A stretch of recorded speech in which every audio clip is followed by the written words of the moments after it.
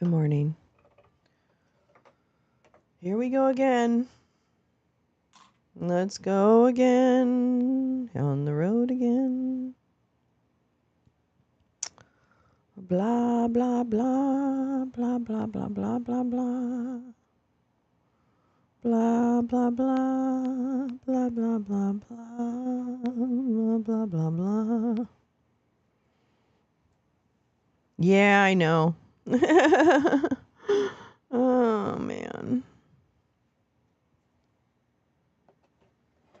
Oh, man. Oh, man. I don't know what to say this morning. I'm just, where's my, let me just move that back a little bit. I don't know why I'm not in frame, but it doesn't matter. Really, trust me, it doesn't matter. Oh my God. You know what's sad? I only have three joints left. And I didn't have coffee this morning, so I had to make this really old stuff, which is fine. But I'm not having a great morning, but it's all petty stuff. Does that make sense? Hi, Neil. How are you? Does it make sense? I'm in a bad mood, but it's pretty petty. So I'm going to try and get in a better mood. And I forgot to do my, well, I'll talk about that later. I don't know. I'm just in a pissy mood. I'm about to run out of weed. Just one of those days. And something tells me I'm going to need some weed. Something tells me that's going to happen. But that's okay. It'll happen. I'm fine. Yeah, it's not great. It's not great. But, you know, it is what it is. And tomorrow we get to finish all the voting, and then all the counting starts, and I'm ready for the voting part to be over. Of course they will. Neil, you're absolutely right. They always do. They always do. Or you have an aneurysm and die. No. Just kidding. Well. I don't know. I'm just tired. I'm tired. Let's see if anything's going on. This is a day where I could use something going on where I don't have to be too, like, with it.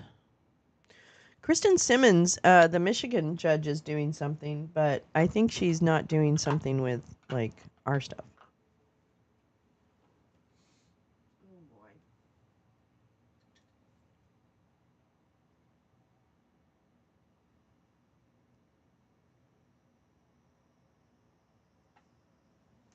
Sorry. Just a minute. Hi, Pepper. How are you? Hi, Lisa. Good to see you. Banner waving. Yes. Oh, Lisa. I'm so glad you came back in today. That makes my day. I'm really glad. I'm sorry you've been going through it. It's hard. I hope you're okay health-wise, but I also understand your emotional health. It's hard. It's just hard. It's a lot.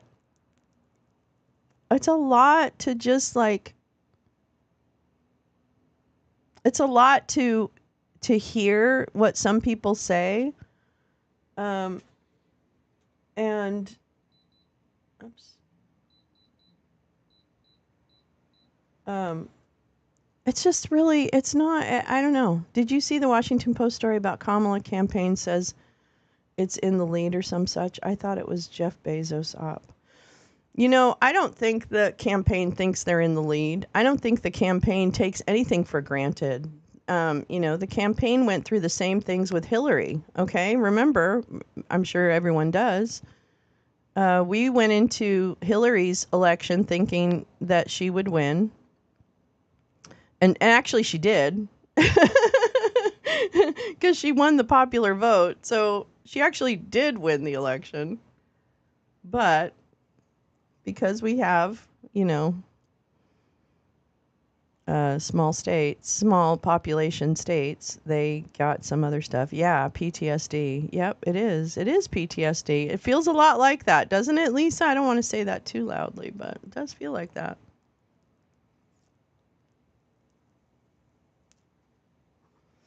I don't know. I don't, I mean, obviously, life goes on, so it just becomes more difficult for some, but life goes on, so. Yeah, I have no doubts, but boy, it's just hard, right? Lisa and Pepper, we've been here before. We've been here before when we really thought, like this couldn't be a more clear choice. And here we are. You bought champagne yesterday? Fuck yeah. I love that. I love that.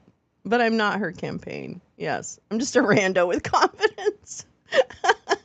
No, you're not. You're not a rando. You may have confidence, but you're no rando. Hell no.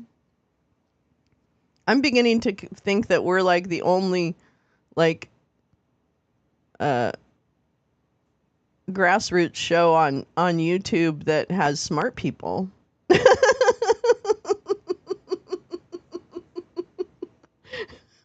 I'm beginning to think that we're the only unsponsored show that has smart people on it.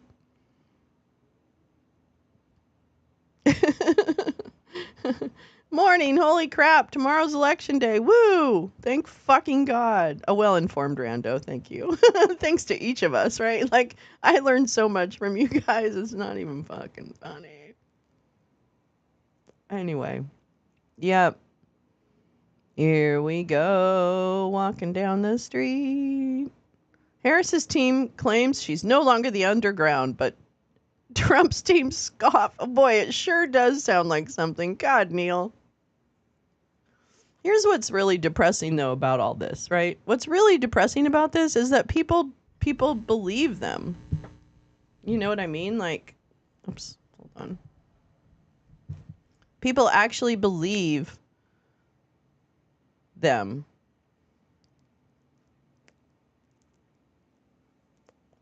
Hot pad in bed, waves to the lounge. Yes, Oren. It's cold this morning, baby girl. Oh my God. I woke up and I was like, I am pulling the covers over my head because it was chilly. Want depressing? Oh, I do. I do. Oh, God. Gal, you just read my mind because I started out this show super depressed. I still am. Okay, well, we're going to read it. I'm going to give a minute. Okay, let me give me a minute to drink my fake mud coffee. Ooh, Lisa, yes, I like it. I love it when people spend wake and bake in bed. That's my favorite part. I know not everybody can, and I apologize for that. That sucks balls. I love you. I know we've got this. I've just had a bad morning. It's fine. It's the usual shit. No big deal. Not a big deal. I'm going to make that. I'm going to rename this. Hold on. Let me do this now. This is the trivia stream capture because I have specific. Okay, so that's good. That's great. Oh, actually, I should probably name that something else. Okay, rename that. Trivia.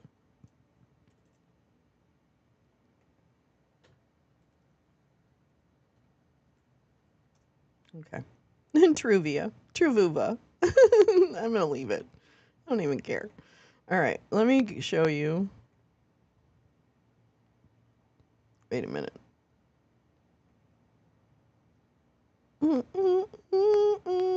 Hallelujah. Michael rowed the boat ashore. Hallelujah.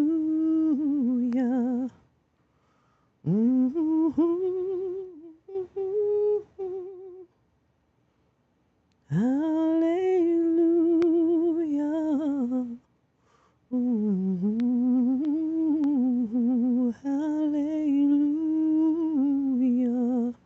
Let's see, I think I've got it here. Burp. Well, it's not very big, but you get the point. The story doesn't exactly match the head, as most quoted are cautious. That's why I wonder. Yeah, it is. Come on, Neil, it is. Listen, the billionaires need the chaos. Neil, you're absolutely spot fucking on. The billionaires need Trump to win. Let me say this one more time. The billionaires and millionaires, they need Trump to win. They get bonanza when Trump wins. Period. That's why we're here. That's why we're here. I must check out Kamala's phone banking stuff this morning. Yes, go do that for a bit today. I'll grab the link in case anyone else wants to. Yes, please. And actually, I did pull that up. I think I might do some myself in these last waiting hours. Thank you, thank you, thank you. Let me go ahead and make sure everybody has that link. Don't wake up the morning after election wishing you had done more to fight for a brighter future. I'm counting on you to talk to voters and help us win this election. Take action. Let's do it. go.kamalaharris.com/act. Let's do it. See what it looks like. California, do something now. Okay, great. I'm doing it. I'll do it after the show. I'm doing it. That's a great idea. I miss checking. Okay, so here we go. Let's go ahead and read this very depressing story. Many billionaires and millionaires will lose everything. First thing a dictator does is control businesses. Yeah, well, they think that it's all about the tax laws. Honey. That's what they think. They're like, it's the tax laws. Yeah, that's right. Because they're not going to actually get mad at us, are they? No, they're not going to get mad at us, are they? Well, yeah, they are. Yeah, they are. Okay, that's a little easier on the eye. Okay. Dave Troy, here we go. Should I phone some rando in a red state and tell them I'm from Canada and you should vote for Kamala? Yes, you should, because nothing convinces chuds more than a random foreigner calling them. Actually, you should just pretend you're George Soros, Neil, and call them. All right, I'm gonna put that weed down. Okay. All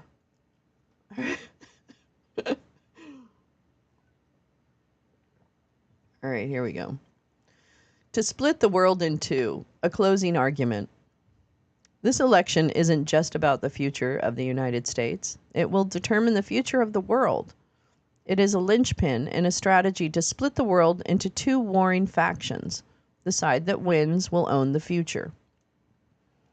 The vision offered by Putin and Xi, with Musk, Thiel, Vance, Trump, and RFK Jr. as their surrogates, is a world where men trump women, rape trumps consent, Ukraine is Russia, Taiwan is China, and the dollar is trash. In this world, Bitcoin, Dogecoin, and gold no matter more than your 401k. A vote for Musk is a vote for xenophobia, and a world where science only matters when it serves your interests. It is a vision for the end of America, because henceforth it shall have a king. Their vision is one where climate concerns will be worked out by the free market and magically through abundance of both fossil fuels and CO2. They acknowledge we'll have many problems, certainly, but they will be solved by entrepreneurs, philosopher kings, and their neo-feudal army of non-unionized wage slaves. That's it. Neo-feudal army of non-unionized wage slaves, all competing in the free market for the benefit of humanity. And our reward, they say, will be to colonize Mars, a truly uninhabitable hellscape that will likely never support human life. Electing Harris will not stop this attack, but it will slow down and allow some time to mount a response to this threat. Putin, Xi, and a growing list of autocratic allies are joining forces to render democracy extinct. They believe it doesn't work. They believe our populations are too infantile to make decisions. And furthermore, they insist not only that our democracies don't work, but that they will demonstrate it by capturing them and disabling them. If democracies are to survive globally, we must offer more than just an extension of the status quo. We must offer a vision of a democratic future that is more compelling to the majority of the world. By many measures, we have failed, so far, to meet that challenge. This election is existential for women. This is a civilizational conflict between a patriarchal, hierarchical worldview where women are held in utter contempt, and one in which everyone has an equal voice. Rape is on the ballot. Trump at the top, and RFK Jr. laughably in charge of women's health. Musk, the serial philanderer and eugenicist, will tear apart our federal protections and rights limb by limb. Women must vote in overwhelming, staggering, and unprecedented numbers, as must the men who share their values. Should Musk at all somehow win his bid for King of America, our focus must shift immediately to disabling them by all constitutional and institutional means. The destruction they will bring is nearly inconceivable, and they will probably be stopped when more people realize what they intend. But it's difficult to know what will be saved from the resulting fire. I have studied this conflict for a decade. This is where we are. I have issued prescient warnings again and again about what's coming and have been right again and again. And I'm right about this. This attack will not stop with this election, but it is by far their biggest prize so far. They must not win it, and we must not fail to address the threat they pose, even if they lose. Onward. Oh, that's really good. I issued this warning 3 years ago before anyone else saw what was coming. This is November 20th, 2021. Bottom line, Peter Thiel and Elon Musk have allied with Putin and oil and gas interests to try and undermine the dollar as the world's reserve currency in a fascist bid to destroy the U.S. and EU administrative states. Pick a side. This intel assessment was developed early this year. This was in 2021, sharing this publicly because it's becoming a more acute situation. The corollary to this is that oil and gas interests see undermining states as their surest path towards avoiding both regulation and competition from renewables. I want to keep this. It's a good one. Russia and China joined the effort as well, and we have known that since early this year, 2021 also. And I will go ahead and, I don't have I'll bookmark that anyway. All right. Here's an independent current assessment of the situation. It is common for participants at the lower tiers of a cultish network not to understand the full aims and purpose of the project. Oh, I must have bookmarked this years ago. Cultish social groups have long been used as part of intelligence operations, see the Moonies, etc. So this is nothing new. I'm accustomed to, number one, saying things before people are ready to hear them. Number two, being right, ultimately. Number three, dealing with the cultish groups that try to protect their project. Pushback is expected. About a year ago, I said a network of military and intelligence professionals was trying to stage a coup and using Parler to do it. That turned out to be accurate, and we're dealing with the aftermath of no one listening then. This monetary attack is the second phase of that same attack conducted by the same network for the same fundamental reasons. Eventually, that will be figured out and in history books. Until then, we wait. From official China state media yesterday, the debt limit increase is now the critical moment. McConnell needs maximum sunlight on him and his Russia connections. He has said he won't raise the debt limit. We need to make it impossible for him not to. Default is not an option. Let me say good morning to everybody. Oh my God. Dave Troy, stop being so scary. Please stop being so scary. Arizona needs help. If you're in a good state, find a swing state to help with. Yeah, I'm hoping they let me call other states. I think they do. I called Georgia back in one election, in the runoff election. I called on Georgia, but that was from California. Good morning. I'll be trolling again this week. Crazy work calendar. Oh, Lee, we're sending you so much love right now. You're always here. We're going to drag your consciousness into the lounge at every conceivable moment. Max. Good morning, Max. Hi, Carrie. Shouldn't Kamala or Joe have told the electorate about this? Which one? Which one? Which one? Max, it's the people who don't vote that need to be reached. Everyone knows someone that like that, even me. I doubt the value of calling likely voters on the day before, just my opinion. Yeah. I don't know. I feel like, I don't know. Who knows? We'll see. No blood, no foul. Good morning, Teresa. How are you, darling? Good morning. Good morning, Badger. Badger. Hi, Nonconformity. Hello, love. How are you? Hi, Mind Truth. That's right. We do have this. We do. Jen Mai, I'm so glad you're here. Good morning. Dave is hair on fire, but he's pretty good. Dave has some, he calls some shit. So, yeah, I mean, it's always, like, it's a dire situation, to be sure, and he can have a flair for the dramatic, but I can see what he's saying, and I can pick through. But yeah, I guess he has to be hair on fire. He feels like it's really at the crucial moments. So we'll see. We'll see. I mean, I don't know about you all, but I'm old, and these are unprecedented times, that's for sure. It definitely feels as if it's at a moment, it's a moment where we really do have some crucial decisions to make. And because we haven't been paying attention to some of those crucial decisions or haven't been informed about them, then here we are. So there's like all kinds of like, most people are busy as fuck and need to be reminded right beforehand. I think they're the best potential voters to coax out of their house into the polls. Just my thoughts. And that's the thing. Oh yeah, Gal is not a political person. Let me tell you, I know Gal Suburban. Politics are not her game. She actually really detests the whole political piece of it and focuses much more on the power and the influence and the money that moves around. So yeah, and you're talking about the fact that before 2016 and the engagement that being a more casual voter or whatever, So yeah, I mean, here's the thing. I think it takes many paths to get to the same destination.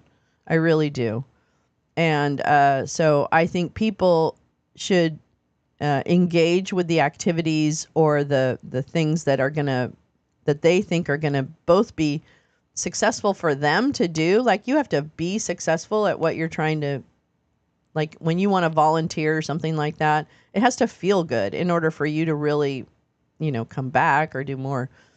So I think that, I think there are just many roads to the path, many paths to the destination, and we'll get there. But I hear you. It's hard. And I don't know what gets voters off their couch at this point. I really don't. I just am hopeful that it does. So we'll see what happens. But I will be on tomorrow afternoon. I hate all. Oh, I know you do. Oh my God, Gal is not. She does not suffer the politics of this very well. Nancy Pelosi says we regain the House. Nancy Pelosi, you better be fucking right, bitch. I cannot wait for it to be on the next stage. Yeah, I want to go to the post-election brouhaha because I'm ready for that one. I'm ready. I'm ready for the brouhaha that comes after the election. That's our time. Mythbusters. That's a time. Well, we probably won't have results anyway tomorrow, Max. That's true. I don't care. I want to be live. I don't care. What else do I have to do? The way Nancy said it was incredibly convincing. She is very careful with her words, Hags. You're absolutely right. That woman, you can love her, hate her. I don't care what you do. She knows how to do that job. She is probably the best Speaker of the House, whip in the history of the House. I had a feeling it was you, Haggardly Hags. I love you. Hi, Michael Haynes. I love you. I love you. Um, if the Dems take the White House, House, and Senate, they would tax the heck out of billionaires. I hope so. I mean, let me tell you, Neil, Democrats can disappoint you pretty, well. That's true. I was thinking about that last night because, the speeches when they get to this point are very inspiring, very uplifting, very visionary, right? Very kind of carrying you through. And I think that, like I can feel the difference between what it feels like when we get into that final push of lifting us up, and then understanding that when it really gets into governance, we're going to have more fights. We're going to have more battles and struggles, and those are okay. Those are actually the struggles I would rather have. I would rather have battling with my local Congress people and protesting outside different bodies when we are trying to advance legislation and changes that will truly help people, right? And that's where I want us to be putting, that seems like a better place for our energy, because the battle's never over after your person wins. They're not my people. They're not your people. They just represent values that don't kill people and actually make people's lives better. So I'm definitely voting for democracy, for insulin prices, for CHIPS Act, for infrastructure, I'm voting for all of those things and then some, because we're not done. Never mind not going back. We're not going back, and guess what? We're not finished. We're not finished. That's right. Let's focus on the arguments of fine policy detail. Let's focus on what is the emphasis for the administration going forward. Yeah. Mom Day and a Harris Election Day will be a great day, gal. Yeah. Oh my God, yeah. Be great. I found some neighbors having a watch party who are super pro Harris. I'll be hanging there after I coach my kiddos' victory. Excellent, gal. I think that's wonderful. I think it's so great. I'm voting first and foremost for national security and women. Hell fucking yes. That's it. I'm voting for our national security and for women. That's it.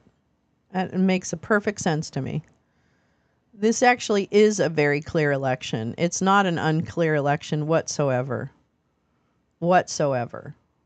And anyone who thinks this is an inconsequential election is foolish. Sorry. Not sorry. Depending on what happens, I may try and take... Oh my God, wouldn't that be great? Oh my gosh. Gal, that would be so amazing.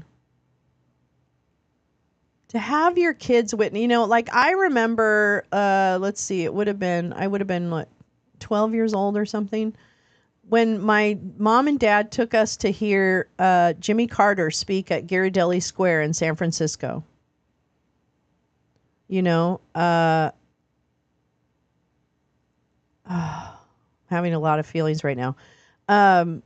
When I saw that at 12 years old, when my parents took us, myself and my sister, to Ghirardelli Square to hear Jimmy Carter speak, and that place was packed.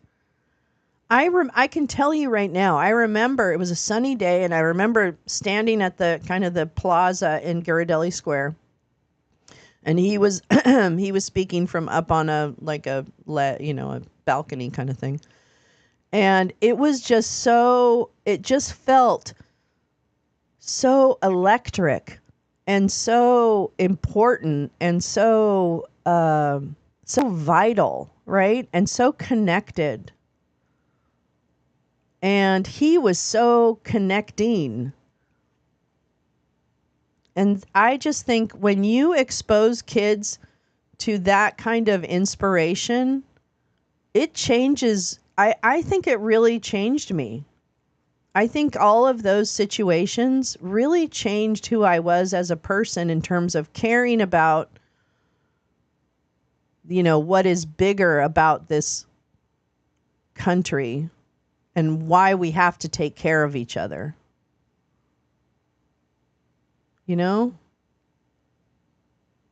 She would be inspired, and she does. Oh my God, I know your baby girl. She is thirsty. I mean, I just can see the strength developing in her. I just, she's a great, that would be, she would absolutely, that would change her life. And, you know, she's already got a strong grounding. He was a great president.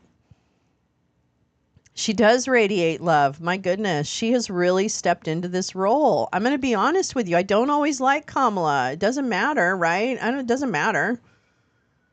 But I am telling you right now, she's handled this fucking beautifully. She has handled this fucking beautifully.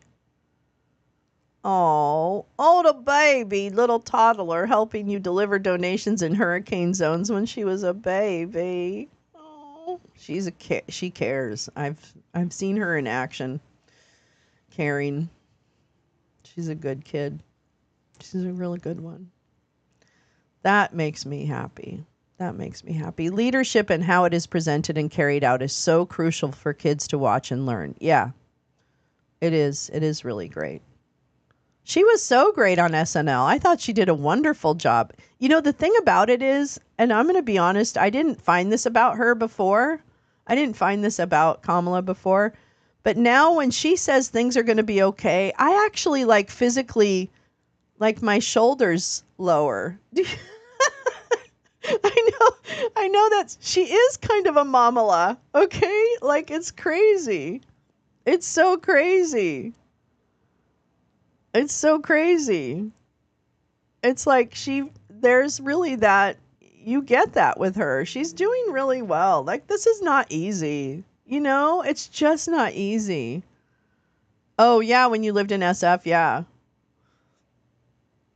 I mean, I'm really happy that this has had to be a very, almost impossible situation at times to deal with. Overwhelming, emotionally overwhelming, mentally exhausting, emotionally exhausting, physically exhausting. Like, I think I really admire the way she's handled this push. Everyone holds her to a higher standard. Everyone. And she doesn't take the bait. And that's fucking, like, I admire that so much. She doesn't take the fucking bait. And I love that, man. I wish I was more like that.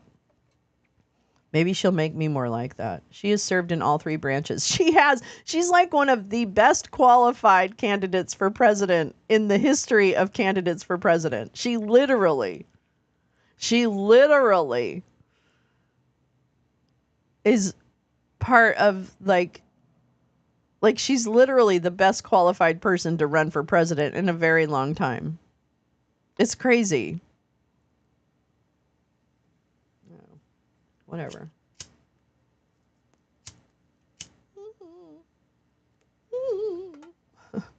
Including me, admittedly, and I'm grateful she's risen to the occasion. Yeah, exactly. Exactly.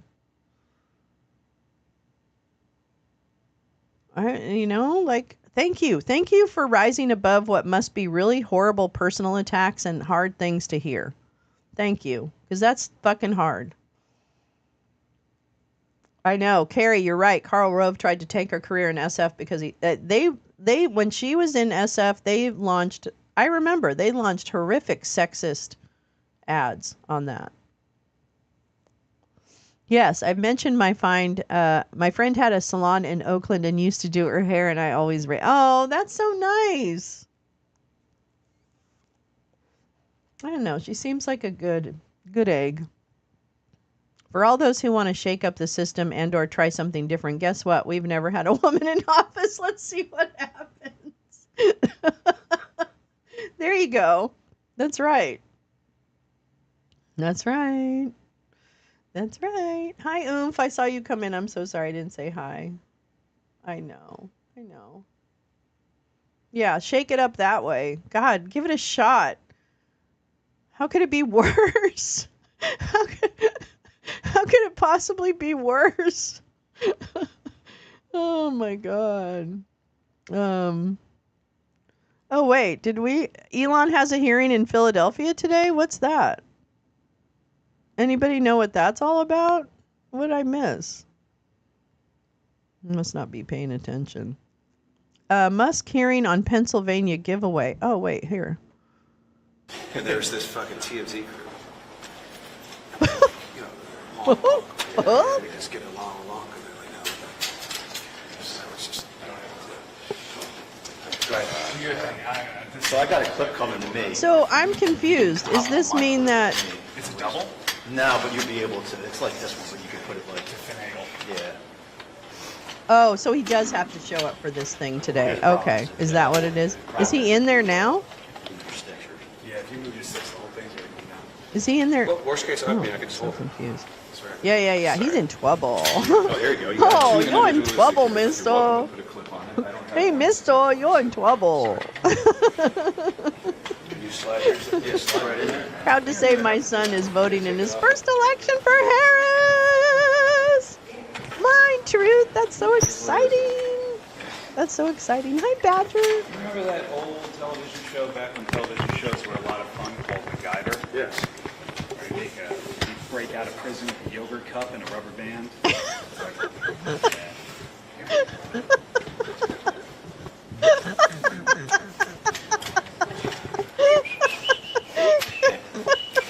Remember that show MacGyver when he used a yogurt cup and a rubber band to escape this?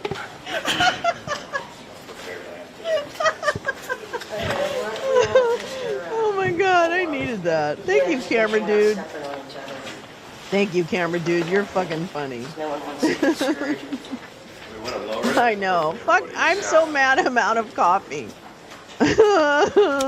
And almost out of weed. It's gonna get real dicey here in about an hour. I love that. I suppose they're not really doing anything. Okay, alright, calm down.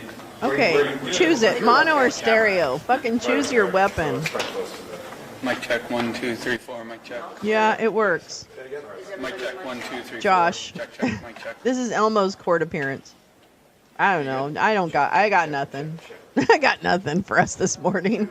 I'm totally lost. Mic check, 1, 2, 3, 4. 1, 2, 3, 4. Mic check. 1, 2, 3, 4. Yeah. Let's move this over here. Actually, we can. Yeah, shut yours off. Nobody wants to hear yours. Social media said he didn't show up, just his lawyers. Oh.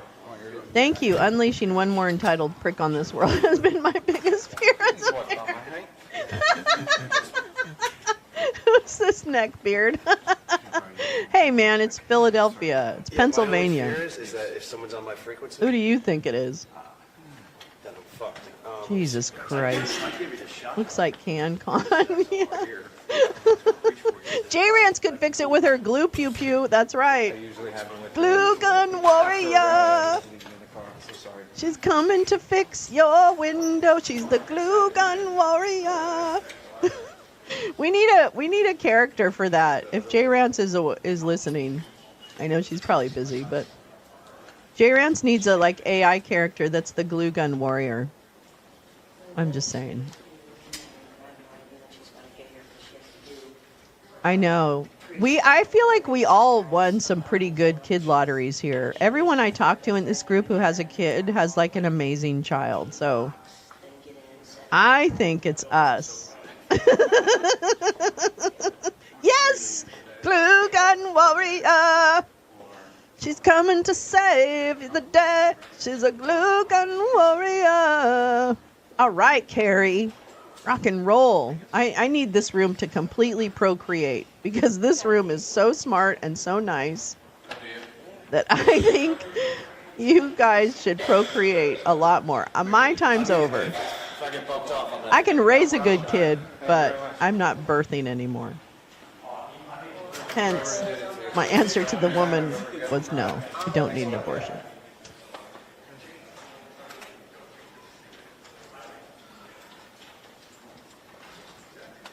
Woo. Quiver full. A quiver full. We do. Our quiver is full of sharp arrows. sharp arrows and kind olive branches. My fear is that we're all not. She crafty, so crafty. Is the plan that everyone's going to move better slightly once they come? I mean, I got one, but Okay, is this nothing's happening? This is the this is the nothing's happening. Stay outside for now. I mean, is anybody coming, or is this like? Okay, I can't listen to them anymore. I'm so sorry. I got amazing grandchildren. Yes. Oh, you do. My 10-year-old granddaughter called me at 6:30 this morning just to tell me she found a new sentence to add to her book. Oh, Dodo baby. She's so cute. Oh my goodness. I've seen a picture of her. She's adorable. When you say Elmo, I keep looking for Elmo. He's not there. He's not there. Elmo is not there today. He's like, I'm busy. I'm busy ruining the world. That's right. I'm gonna ruin the world. Get ready. I know, with the baby.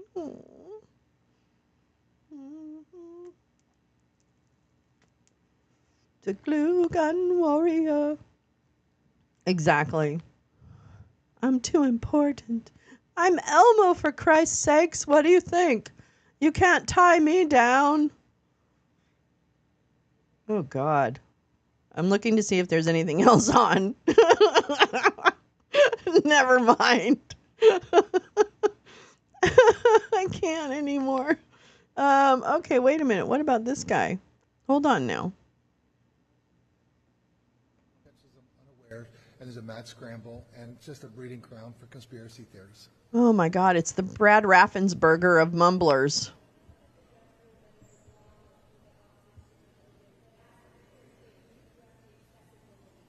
Oh, this is a great press conference, everybody. Good job, CBS. This is a big no. Oh my God, come on. Well, that's all before the court, and I'll let the judges do what they do, and I'll let the lawyers do what they do.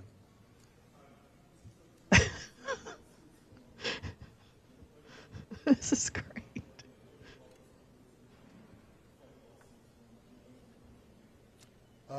We always defend the law and always defend the Constitution. Oh my God. Is this the day it's going to be? Is this it? Holy moly. Well, I know in Georgia we're going to have a free, fair, and fast election. I'm really excited about our process because tomorrow night, all these people that have voted early, that's about 65% expected votes, will be reported 1 hour after the polls close. All the absentee ballots that have come in will have been ready for tabulation, and those will be reported. That's 70% that will be reported by 8 p.m. plus or minus, assuming polls all close at 7 in those counties. And that really will give you a great path of what you can expect for that day. What we've shown, we have photo ID for all forms of voting. I've done 2 citizenship checks. I've done an audit about 2 years ago, and I did one this past summer, proving that only American citizens are on the voter rolls. We found 20 Americans in this last audit. They were kicked off the voter rolls, and we sent that information to local DAs for prosecution. We have the cleanest voter list in the entire country. We have photo ID for all forms of voting. At the end of the day, it's going to be fair and fast and accurate. I can't control other people. I can control what we do, and we're going to do a great job. Thanks.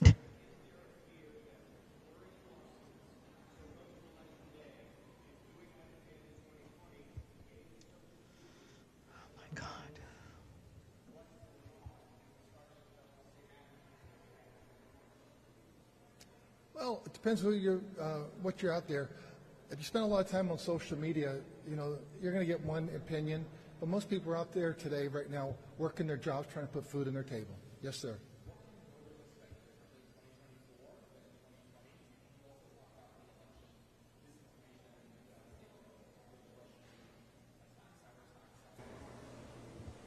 Well, it depends who you're, what you're out there. If you spend a lot of time on social media, you know, you're going to get one opinion. But most people are out there today, right now, working their jobs, trying to put food on their table. Yes, sir.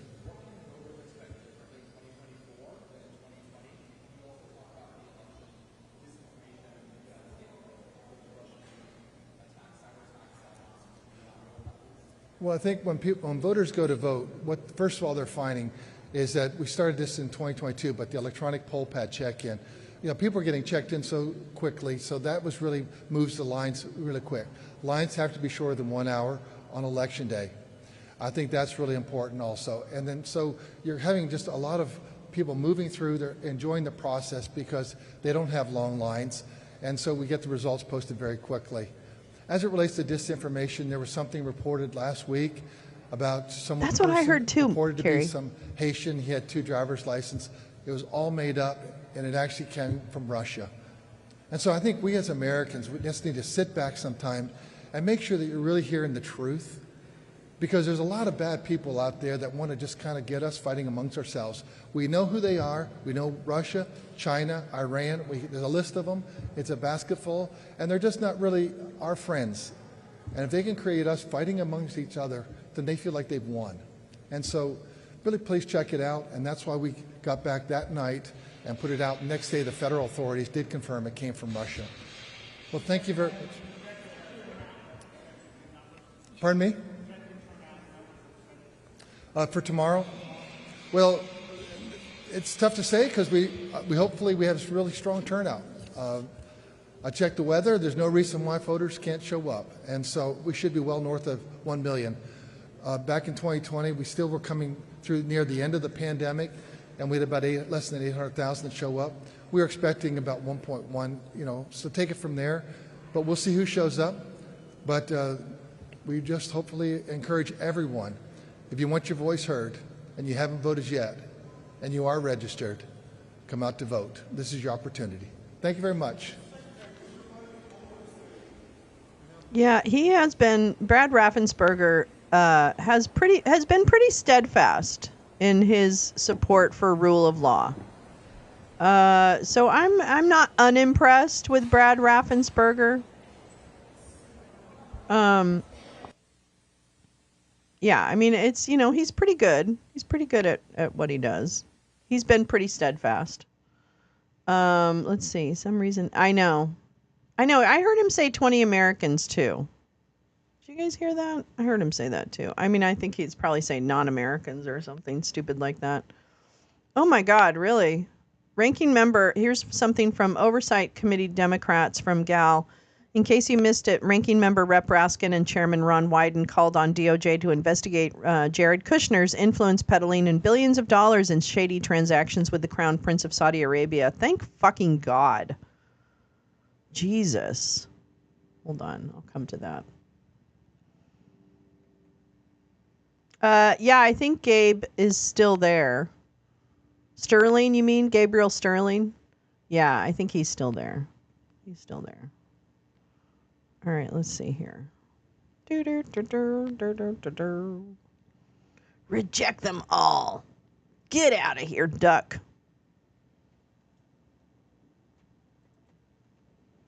All right, here we go.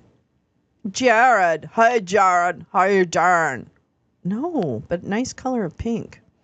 Jared Kushner. This was from October 24th from the New Republic. Jared Kushner may finally face the music. I feel like you have done this. Hold on. Let me see that. I want to see this. Uh-oh.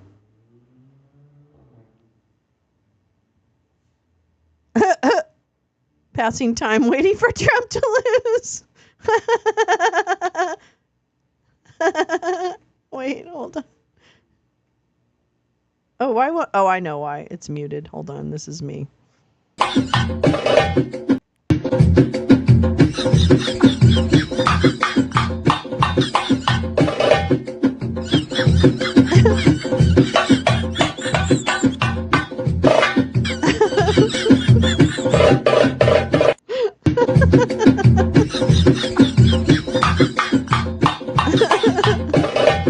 She's better than I am, though. I don't have that good of coordination. But I might have done something like this once or twice. Oops. All right, girl. All right, girl.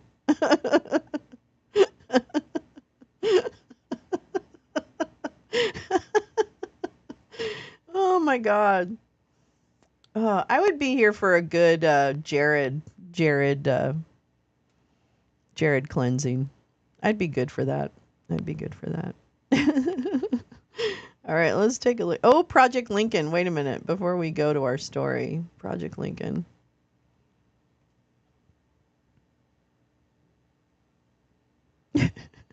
Sense it. Everyone does.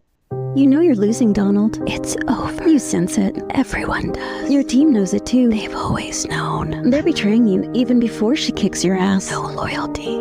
They whisper to reporters, "You're an undisciplined baby." An open secret. Chris LaCivita makes $22 million.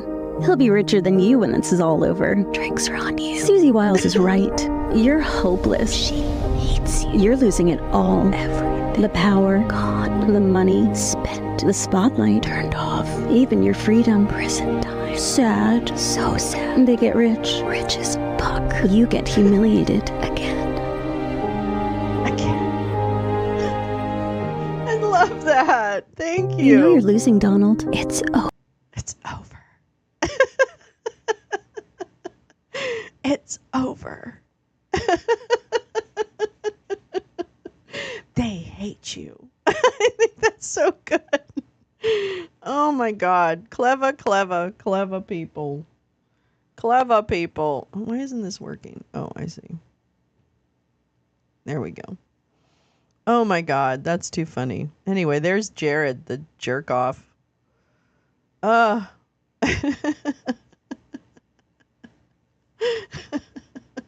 agree. Carrie, we're done.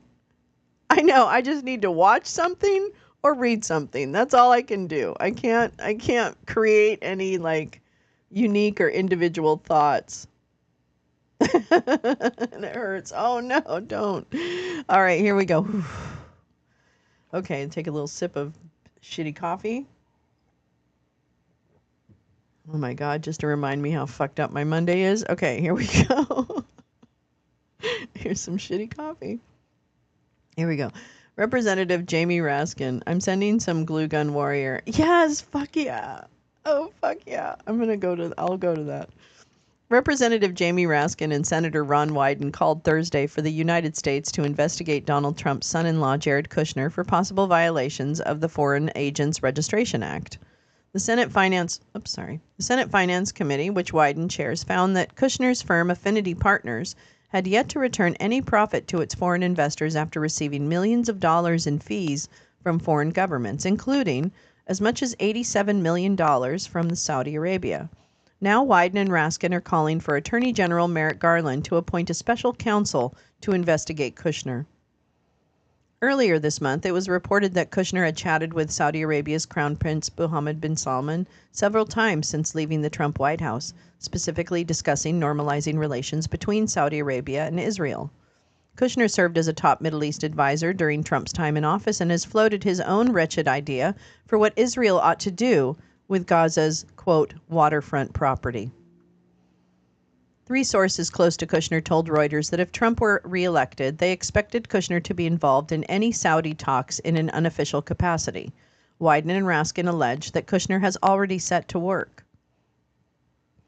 Quote, while on the Saudi government's payroll, Mr. Kushner is simultaneously serving as political consultant to former President Trump and acting as a shadow diplomat and political advisor to Saudi Crown Prince Mohammed bin Salman and other foreign principals, the lawmakers wrote in a letter to Garland.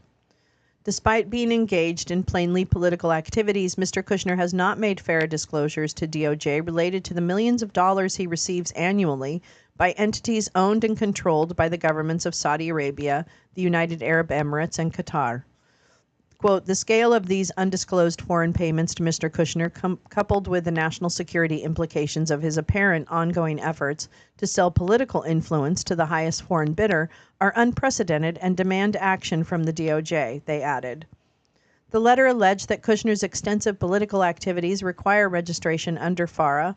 This includes his work advising MBS and Trump, selling advisory and advocacy services through his private equity fund, aiding in fundraising efforts for Trump, arranging meetings with foreign dignitaries on U.S. soil, and influencing members of Congress on domestic and foreign policy. Oh, that's it. Oh, now I'm curious. Oh, I know I have some other things here, though, too. Hold on. Let me open my side panel of the bookmarks. Oh, I kind of wanted to read this. Inside the ruthless, restless final days of Trump's campaign. Let me see if I can find the glue gun warrior pictures that you're dropping. Hold on just a minute. Let me see. I wonder if I can I open this without ruining everything? I don't know. Can you? Stupid. All right, let's see here. It's the glue gun warrior. Wah, wah, wah. Wah, wah, wah, wah. Wah, wah. All right, we're going to read this. This was on November 2nd. Excuse me. Okay, no problem. I mean, I'm not impatient, so don't worry about it. I was just checking to make sure I wasn't missing it. That's all. Okay, we got stuff. We got stuff. It's multiplying. Okay, it's going to be a lot. It's a 42-minute article, so settle in. Get your coffee. Get your coffee. All right. Really? Okay. I don't, how do I get rid of that? I guess I don't. Okay. It doesn't matter. That's okay. All right. Here we go. Here we go. At the end of June, in the afterglow of a debate performance that would ultimately prompt President Joe Biden to end his campaign for re-election, Donald Trump startled his aides by announcing that he'd come up with a new nickname for his opponent. The guy's a retard. He's retarded. I think that's what I'll start calling him. That was a quote. Trump declared aboard his campaign plane en route to a rally that evening, according to 3 people who heard him make the remarks. Retarded Joe Biden. The staffers present, and within hours others who'd heard about the epithet secondhand, pleaded with Trump not to say this publicly. They warned him that it would antagonize the moderate voters who'd been breaking in their direction, while engendering sympathy for a politician who, at that moment, was the subject of widespread ridicule. As Trump demurred, musing that he might debut the nickname at that night's event, his staffers puzzled over the timing. Biden was on the ropes. Polls showed Trump jumping out to the biggest lead he'd enjoyed in any of his 3 campaigns for the presidency. Everything was going right for the Republican Party and its nominee. Why would he jeopardize that for the sake of slinging a juvenile insult? A campaign spokesperson, Stephen Chung, said the nickname, quote, was never discussed and this is materially false. Well, Stephen Chung's a fucking liar. Okay? Yeah. Over the next several days, as Trumps held their breath, convinced he would debut this latest slur at any moment, they came to realize something about Trump. He was restless, unhappy, and yes, tired of winning. For the previous 20 months, he'd been hemmed in by a campaign built on the principles of restraint and competence. What? The former president's ugliest impulses were regularly curbed by his top advisors. Really? For his most obnoxious allies and most outlandish ideas were sidelined. These guardrails had produced a professional campaign, a campaign that was headed for victory. But now, like a predator toying with its wounded catch, Trump had become bored. It reminded some allies of his havoc-making decisions in the White House. Trump never had much use for calm and quiet. He didn't appreciate normalcy. Above all, he couldn't stand being babysat. People are calling this the most disciplined campaign they've ever seen, Trump remarked to friends at a fundraiser this summer, according to someone who heard the conversation. He smirked at the compliment. What's discipline got to do with winning? Trump never did deploy the nickname against Biden in public, yet the restiveness he felt during that stretch of the race foretold a dramatic shift. Why would he want to use a juvenile slur? Yeah, have they met him? Right, exactly. Yet the restiveness he felt that stretch of the race foretold a dramatic shift in the tone and tenor of his campaign. Within weeks, Trump would survive an assassination attempt. Biden would abandon his candidacy. Vice President Kamala Harris would replace him atop the Democratic ticket, and polls would show an election that once appeared finished suddenly reverting to a coin flip status. All the while, Trump became more agitated with what he saw as the trust the plan, run out the clock strategy of his campaign, and more convinced that this cautious approach was going to cost him a second term. In conversations with nearly a dozen of the former president's aides, advisors, and friends, it became apparent that Trump's feeling of midsummer tedium marked a crucial moment in his political career, setting off a chain reaction that nearly destroyed his campaign and continues to threaten his chances of victory. Even as they battled Democrats in a race that refuses to move outside the margin of error, some of Trump's closest allies spent the closing months of the campaign at war with one another, planting damaging stories, rallying to the defense of wronged colleagues, and preemptively pointing fingers in the event of electoral defeat. At the center of this tumult, people close to Trump agreed, is a candidate whose appetite for chaos has only grown and serves as a reminder of what awaits should he win on November 5th. There's Chris LaCivita, the big dick face. Can't wait for him to get something dirty found out. Good morning, Jay Rance. I think Loomer freaks him out. Hey, is Loomer's account off of Twitter? Did she get taken off of Twitter?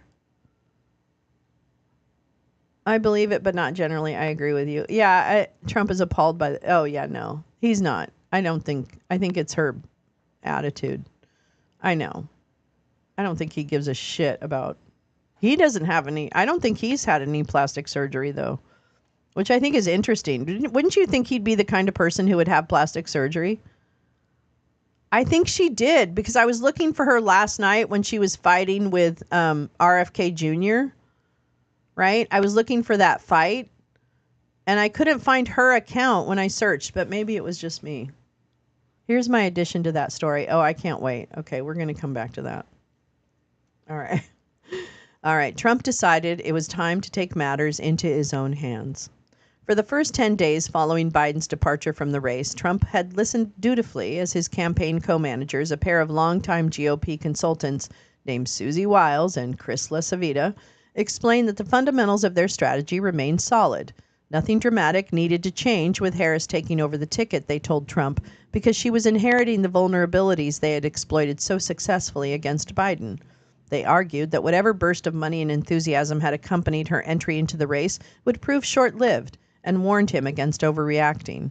Staying the course, they told Trump, was the surest recipe for electoral success.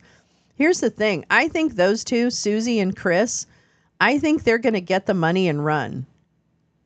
They're giving him fake polls. They're setting up like bullshit polls to feed him, thinking that he's going to win. I really believe this. I believe the polls have been so influenced by dark money. He said something about polls last night. Like, why do I want to spend $25,000 or something to ask 12 people questions? You know what I mean? Like, I'm like, what are you talking about? What are you talking about? What are you paying for polls? What? I don't know. So, I don't know. Have seen pretty compelling analysis of his hair by a hair replacement surgeon. Oh, well, that would make sense. But I mean, why hasn't he had like a facelift or something? I don't understand. Maybe he doesn't think he needs one. That's probably it. Whatevs. He went along with their plan for a while, but every hour his campaign spent attacking Harris as if she were a credible opponent, rather than bludgeoning her as the airheaded, unqualified, empty pantsuit Trump was sure she was, gnawed at the former president. Finally, he ran out of patience. On July 31st, during an onstage interview with the National Association of Black Journalists, Trump publicly unloaded the sort of race-baiting barbs that his aides had, up until that point, succeeded in containing to his private diatribes. Quote, I didn't know she was black until a number of years ago when she happened to turn black, Trump told the journalist on stage, eliciting gasps from the audience. Quote, I don't know, is she Indian or is she black? In the days after his NABJ appearance, as staffers scrambled to satisfy their boss's appetite for pugilism without indulging his racist and misogynistic impulses, Trump began to lose confidence in his team. He had long dismissed the warnings from certain friends, such as his former acting director of national intelligence,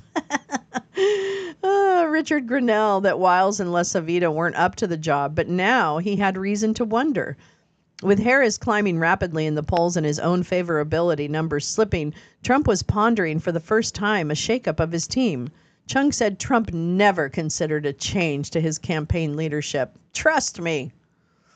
In early August, Trump started courting two of his longtime allies and former campaign managers from 2016, Kellyanne Conway and Corey Lewandowski. Dodging his racist impulses is a way to say it. He's reportedly had to have some septum fixed because of snorting too many drugs. I mean, we would see the difference, I think. How are they still around him after these three with the classified docs, Wiles and LaCivita? What did I hear this morning, too, about documents? Oh, my God. Okay, maybe I was dreaming it. We'll come back to that. In early August, okay, blah, blah, blah, discussing what it might look like if they rejoined his political operation in a formal capacity.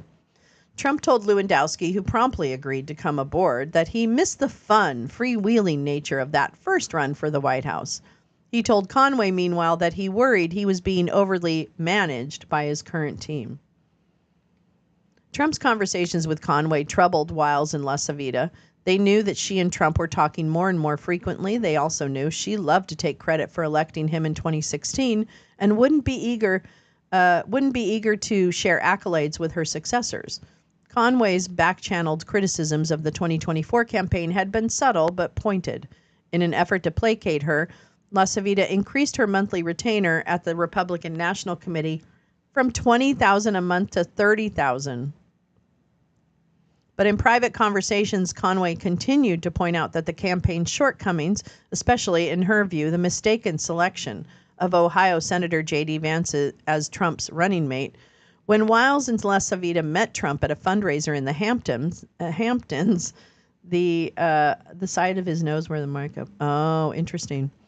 On August 2nd, having been tipped off that their boss just spent the day talking strategy with Conway at his Bedminster Club in New Jersey, the campaign's top advisors fretted that their days running the show might be numbered.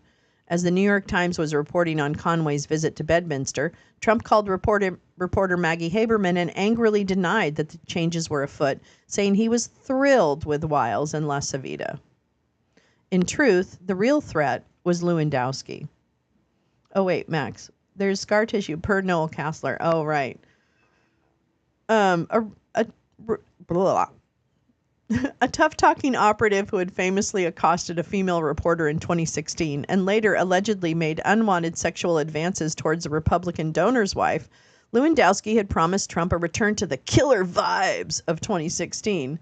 But the details of his new role were left open to interpretation. Lewandowski believed, and told anyone who would listen, that he would outrank the existing campaign leadership. Trump himself, meanwhile, assured Wiles and LaCivita that Lewandowski would be a utility man, serving as a key surrogate while helping organize election security efforts and field operations in swing states. The honeymoon period was non-existent. Before Lewandowski worked a single day on behalf of the campaign, he complained to friends that Wiles and LaCivita had leaked the news of his hiring in an unflattering light that downplayed his role and timed it to coincide with when he was traveling and off the grid, unable to speak for himself. Determined to assert himself, Lewandowski arrived at Palm Beach headquarters in mid-August with designs on running the place. Wiles accompanies Trump nearly everywhere on the trail, and LaCivita, when not joining them, often works from his home in Virginia, leaving Lewandowski with a free hand in Florida. He began taking aside junior staffers and department heads alike, one at a time, informing them that he spoke for Trump himself. He made it known that he would be in charge of all spending and that he needed people to tell him what wasn't working so he could fix it. Meanwhile, he began calling the campaign's key allies, operatives in the battleground states, probing for weaknesses in Trump's ground game and assuring them that a strategy shift was in the works. Even as colleagues grew tired of hearing Lewandowski describe himself as the former president's personal proxy, they realized he wasn't wrong. His arrival coincided with a marked shift in Trump's mood and behavior. Gone suddenly was the candidate of 2024 who, despite all the inevitable outbursts, was at least receptive to direction and aware of consequences. In his place, as the summer progressed, was the alter ego of 2016, the candidate who did and said whatever he wanted and ignored anyone who sought to rein him in. During the week of the Democratic National Convention, the former president shared a social media post suggesting that Harris had performed oral sex in exchange for career advancement. He denigrated the Medal of Honor, the nation's top award for military personnel, as less impressive than the Civilian Medal of Freedom. He accused Harris of leading a vicious, violent overthrow of a president of the United States. He called into Fox News' coverage of the convention and rambled so incoherently that the anchors cut his line 10 minutes into the interview. Trump promptly dialed Newsmax to continue talking. At a rally in North Carolina, after polling the audience about whether he should get personal with his attacks on Harris, the crowd responding rowdily to encourage his invective, Trump mused about firing his campaign advisors. Around that time, Trump was asked by reporters about the tone of his candidacy. "I think I'm doing a very calm campaign," he replied. "I have to do it my way." There's Susie. Oh, no, that's Kellyanne. Oh, boy, they all look alike. All right, that's Kellyanne. Sorry. As Trump was settling on Vance as his vice presidential pick, one of the arguments he found most persuasive centered on an injection of youthful verve. The freshman senator that just then, oh my God, sorry. The freshman senator, then just 39 years old, could compliment a running mate 4 decades his elder with a style and media savvy that broadened the campaign's appeal. With that promise, however, came a certain peril. Vance maintained an entourage of very online influencers who had little experience winning campaigns, but lots of owned libs in their social media mentions. Now some of those right-wing agitators would be joining an operation that was already struggling to keep its principle on message. Vance's first 2 months on the ticket were largely uneventful. His awkward, halting appearances fueled a sense of buyer's remorse among some Trump confidants, but he made no mistakes of any real consequence. The talk of childless cat ladies preceded his appointment to the GOP ticket, as did his remarks that he would like abortion to be illegal nationally. And then came September 9th. It was one day before Trump would meet Harris in Philadelphia for their first and only debate. And Vance, according to people familiar with the situation, was feeling punchy. Over the past several days, the young senator had marinated in right-wing agitprop stemming from Springfield, Ohio, where it was rumored that Haitian migrants were stealing and eating pets. When Vance's allies on the campaign learned that he'd already spoken out about related issues in Springfield, how the influx of thousands of Haitian migrants who came legally to fill jobs had stressed the city, they urged him to seize on this conspiracist catnip and turn it into a crusade for the Trump campaign. One staffer in particular, a young activist named Alex Brusewitz, helped convince Vance and his team that this was an opportunity to put his stamp on the campaign. Vance agreed. Reports now show that people have had their pets abducted and eaten by people who shouldn't be in this country, the senator posted on X, catching the Trump campaign leaders entirely off guard.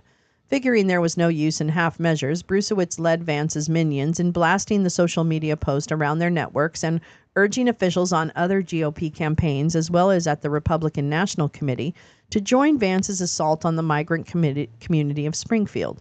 Brusewitz did not respond for a request for comment. Most Republicans refused to go along, but Trump himself found the shtick irresistible. Even as he was sequestered in debate prep, word reached him that Vance had amplified the sensational claims about Springfield. The former president's advisors were bewildered by Vance's post. Though they went out of their way to avoid any talk of Springfield for the duration of the debate prep, there was an ominous feeling that Trump wouldn't be able to help himself. Yet somehow, by the time Trump charged ahead on stage the following night, they're eating the dogs, the people that came in, they're eating the cats. His campaign was facing a more serious crisis. Several days earlier, Trump had fielded a phone call from one of his superfans, Laura Loomer. A right-wing agitator best known for racist and conspiracist bombast, she has celebrated the deaths of migrants and called school shootings fake events put on by crisis actors. Loomer had remained one of Trump's most loyal and vocal supporters, even in the darkest moments of his post-January 6 exile at Mar-a-Lago. That loyalty gave her a direct line to the former president. After she had joined the candidate aboard his plane during crucial trips to Iowa and New Hampshire early in the year, campaign officials discussed ways to sideline Loomer without causing a scene. They neutralized a volatile situation at the convention this summer, for example, by providing Loomer with a front row seat for Trump's acceptance speech, putting her in close proximity to her idol while keeping her far from the VIP area that cameras would be shooting live. But now, in the first week of September, Loomer was getting antsy. She called Trump and demanded to know why the campaign had been keeping her at bay, why she hadn't been allowed to back on the plane as the Republican nominee toured the country.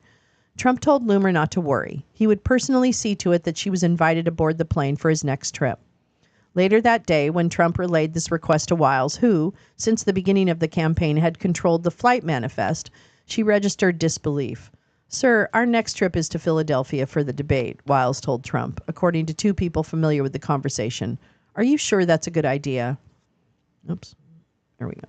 Trump shrugged. "I don't know," he said. "Just stick her in the back of the plane." Wiles knew that nothing good could come of this. "Come on, Laura. You should spill everything because you've been so slighted. Come on, Laura Loomer. Don't let him do this to you, honey. You tell the truth. Spill it all." He's clearly gagged on. I mean, I don't know what he is. Yeah, that's true. You think he's a junkie? I think is it like pills or something like that? I wonder. What is it? I don't even get it. Like, oh yeah, he definitely has flippers. He has flippers. Because sometimes he doesn't wear his lower flipper. You can tell. I mean, I don't care about that stuff, frankly, but I'd much rather talk about his desire to kill women. But there we are. Wiles knew that nothing good could come of this. Still, after one more round of gentle pushback, she acquiesced.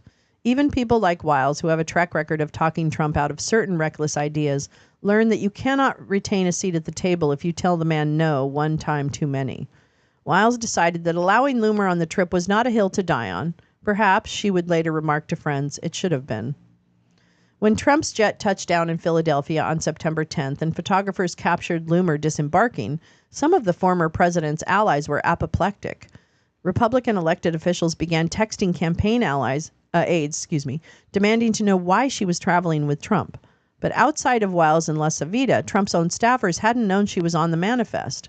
They were as bewildered and furious as everyone else.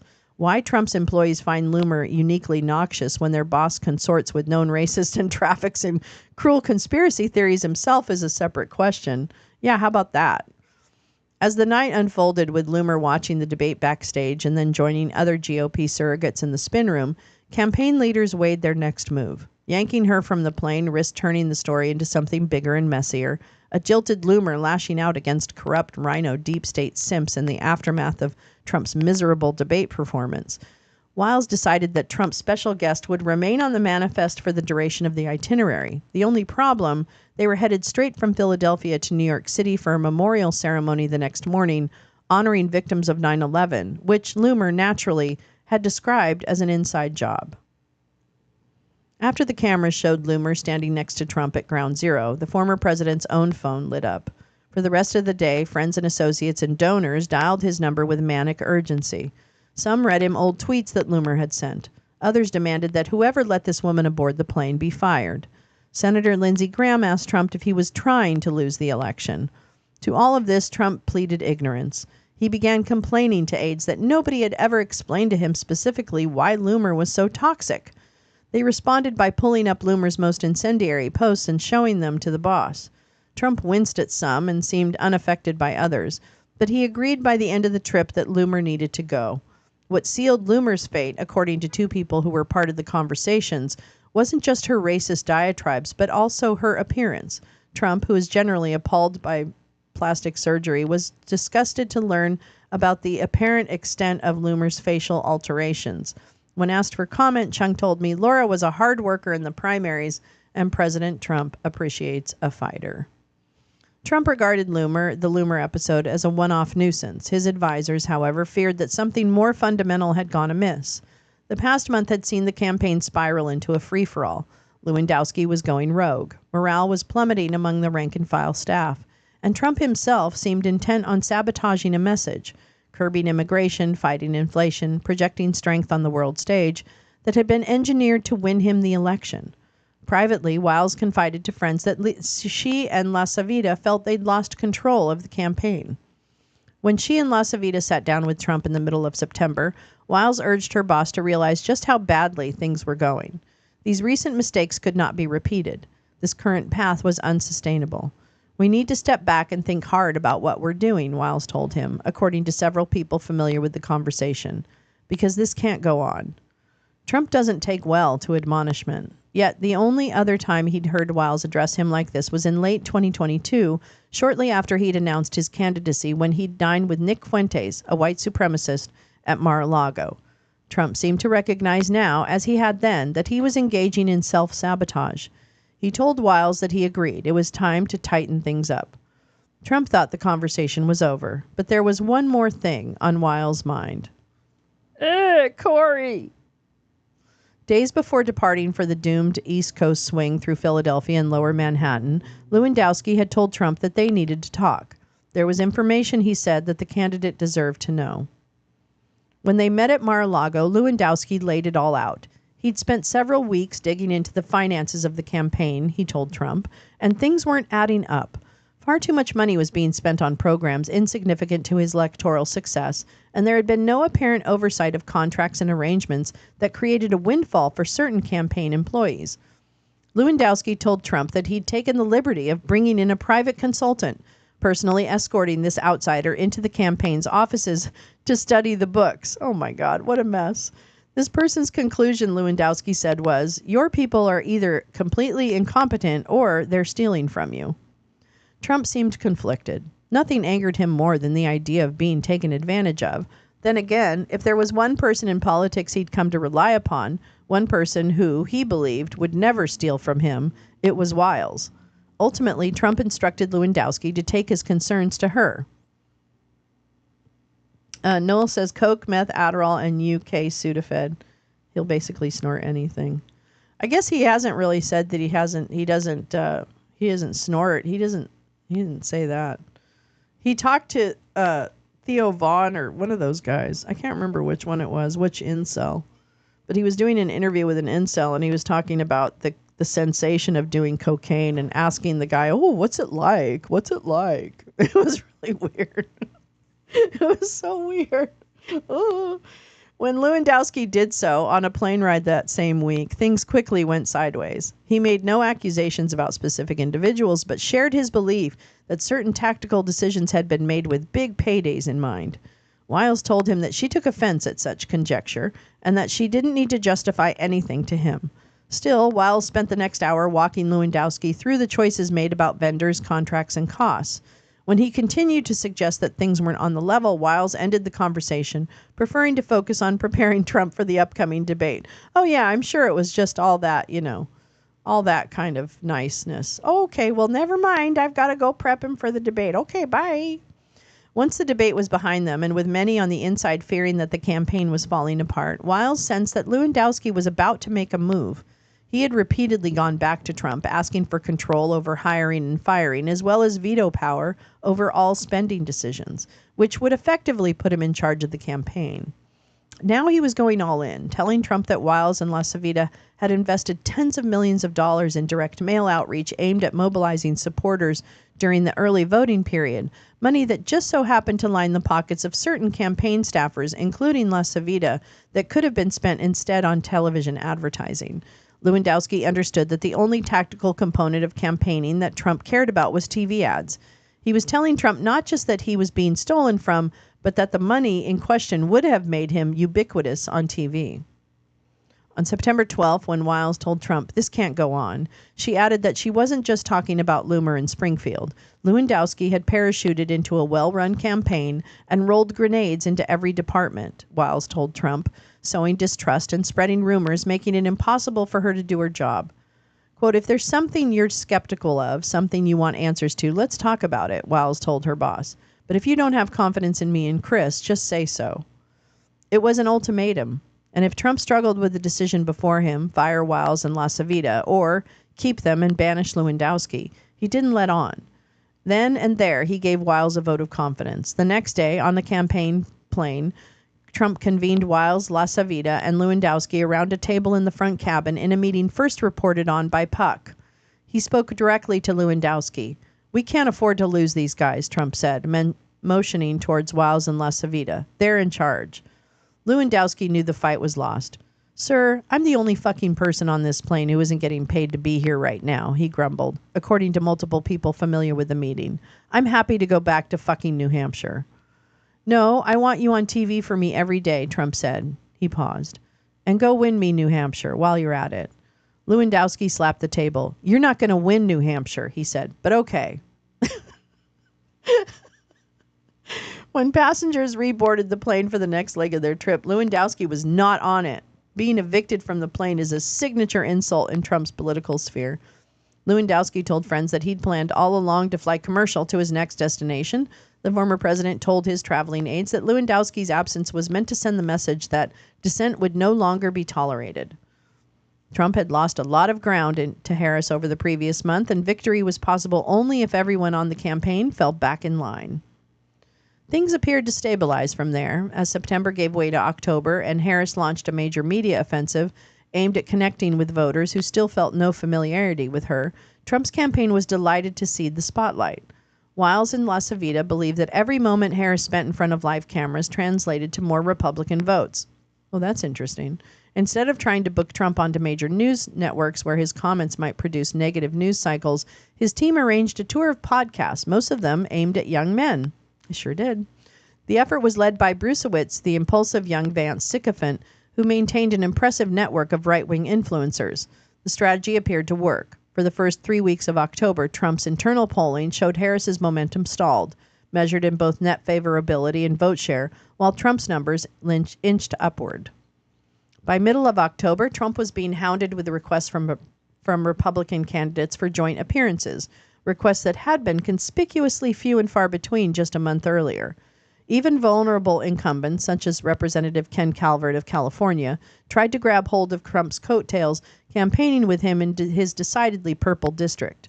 Surveying the narrative shift, Trump allies marveled at how simple it had all been, keeping voters' attention on Harris while, to the extent they could, keeping Trump out of his own way, had produced the most significant movement in his direction since her entry into the race.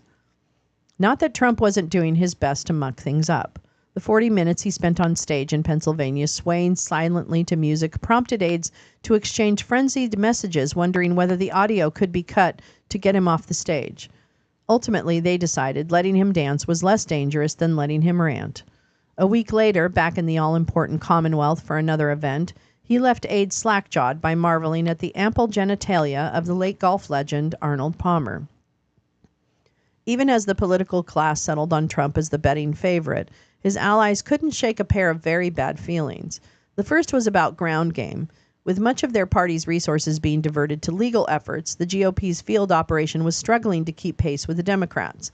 The patchwork strategy left Republicans heavily dependent on outside help. But good help is hard to find. Elon Musk's canvassing program was fast becoming a punchline in Republican circles. Several GOP consulting firms saw young staffers take short leaves to knock doors for Musk, lured by the enormous commissions he offered. His new system proved easy to game, allowing workers to inflate the number of contacts they reported and to pocket the rewards. Musk's political entity, America PAC, did not respond to a request for comment. The more urgent concern, however, was the acrimony that had fractured the Republican nominee's political operation. Lewandowski had, within a month of his defenestration at 30,000 feet, worked his way back into Trump's inner circle, and even, at times, onto the plane itself.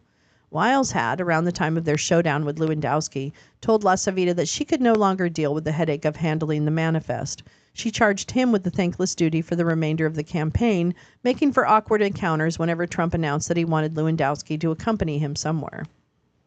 Even when Lewandowski wasn't around, his presence was felt. In one instance, South Dakota Governor Kristi Noem, with whom Lewandowski was reported to have carried on a romantic relationship, they have both denied this, boarded the Trump plane after an event and joined the former president for a strategy briefing with his aides. As the candidate received a series of positive updates from the ground, early voting metrics, state-based internal polling, Noem interrupted to say that the campaign was lagging behind the Democrats in terms of voter registration numbers. Trump's aides were stunned. Not only that she was contradicting their own data, but those present were convinced that Lewandowski had put her up to it in order to make Wiles and LaCivita look bad. Noam, through a spokesperson, denied this and took offense at the notion that she needs a man to put her up to anything. I can shoot dogs in the face on my own, thank you very much. As the race moved towards its conclusion and as the constellation of helpers and hangers-on surrounding Trump began positioning themselves to take credit or deflect blame, more than a few people close to the candidate were shopping dirt on their internal rivals. A sense of foreboding settled in over the campaign. There was so much bad blood, several aides told me, that something was bound to spill out into the open.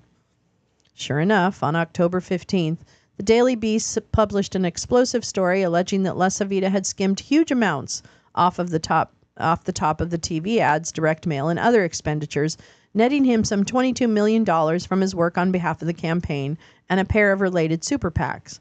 Multiple campaign sources told me that the nature of these arrangements was exaggerated, and that although LaSavita had made plenty of money, and perhaps more than some people were comfortable with, it was nowhere near that amount. Quote, not only is the $22 million manufactured out of thin air, LaSavita told me in a statement, but it's defamatory. His objections hardly mattered. Trump was livid.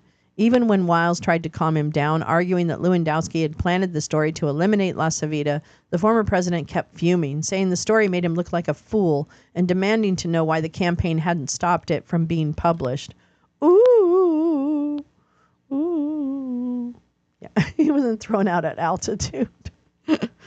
With everyone in the campaign watching to see how their boss would respond to the article, Trump made it known that LaSavita was not welcome on the plane for a planned trip to Georgia that evening. Oh, man.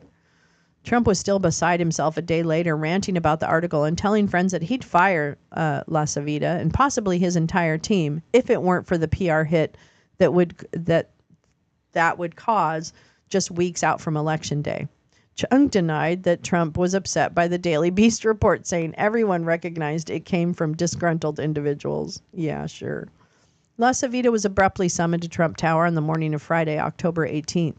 There, he found himself climbing into the lead car of the former president's motorcade, a limousine in which Trump often rides alone to recharge between events.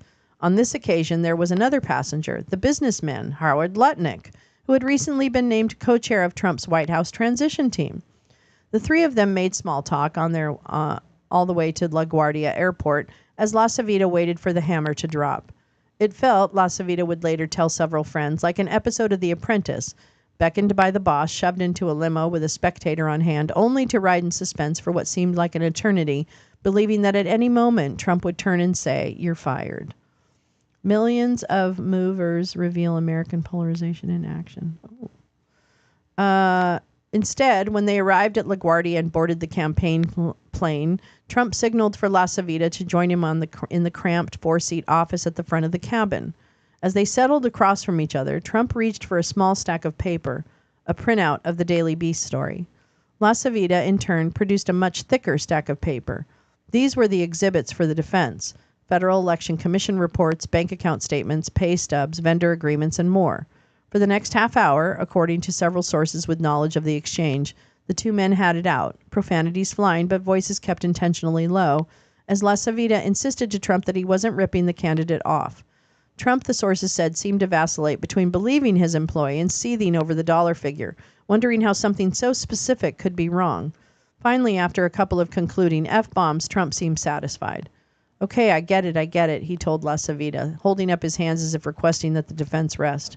He added, "You should sue those bastards." The air was more or less cleared. Trump has not raised the issue of LaSavita's pay since, aides told me, save for several episodes of the candidate teasingly, but conspicuously, calling LaSavita, right, I can't say his name very well, my $22 million man. Nevertheless, the alliance remains fragile. Less than a week after the date, sorry, I'm stuttering a little bit. Less than a week after the détente, CNN unearthed LaSavita's Twitter activity from January 6, 2021, including his having liked a tweet that called for Trump to be removed via the 25th Amendment. At that point, Trump told several people that LaSavita was dead to him, that he would ride out the remainder of the campaign, but would have no place in his administration or political operation going forward. That was just fine by LaSavita. He had always viewed himself as a hired gun, and his reservations about working for Trump weren't exactly a secret. Still, the word that Trump had iced one of his two key lieutenants sent a shiver through the rest of the staff. Many had noticed new faces poking around, asking questions about finances and compliance. With Trump's suspicions peaked, every staffer, as well as every decision, would be under the microscope through Election Day.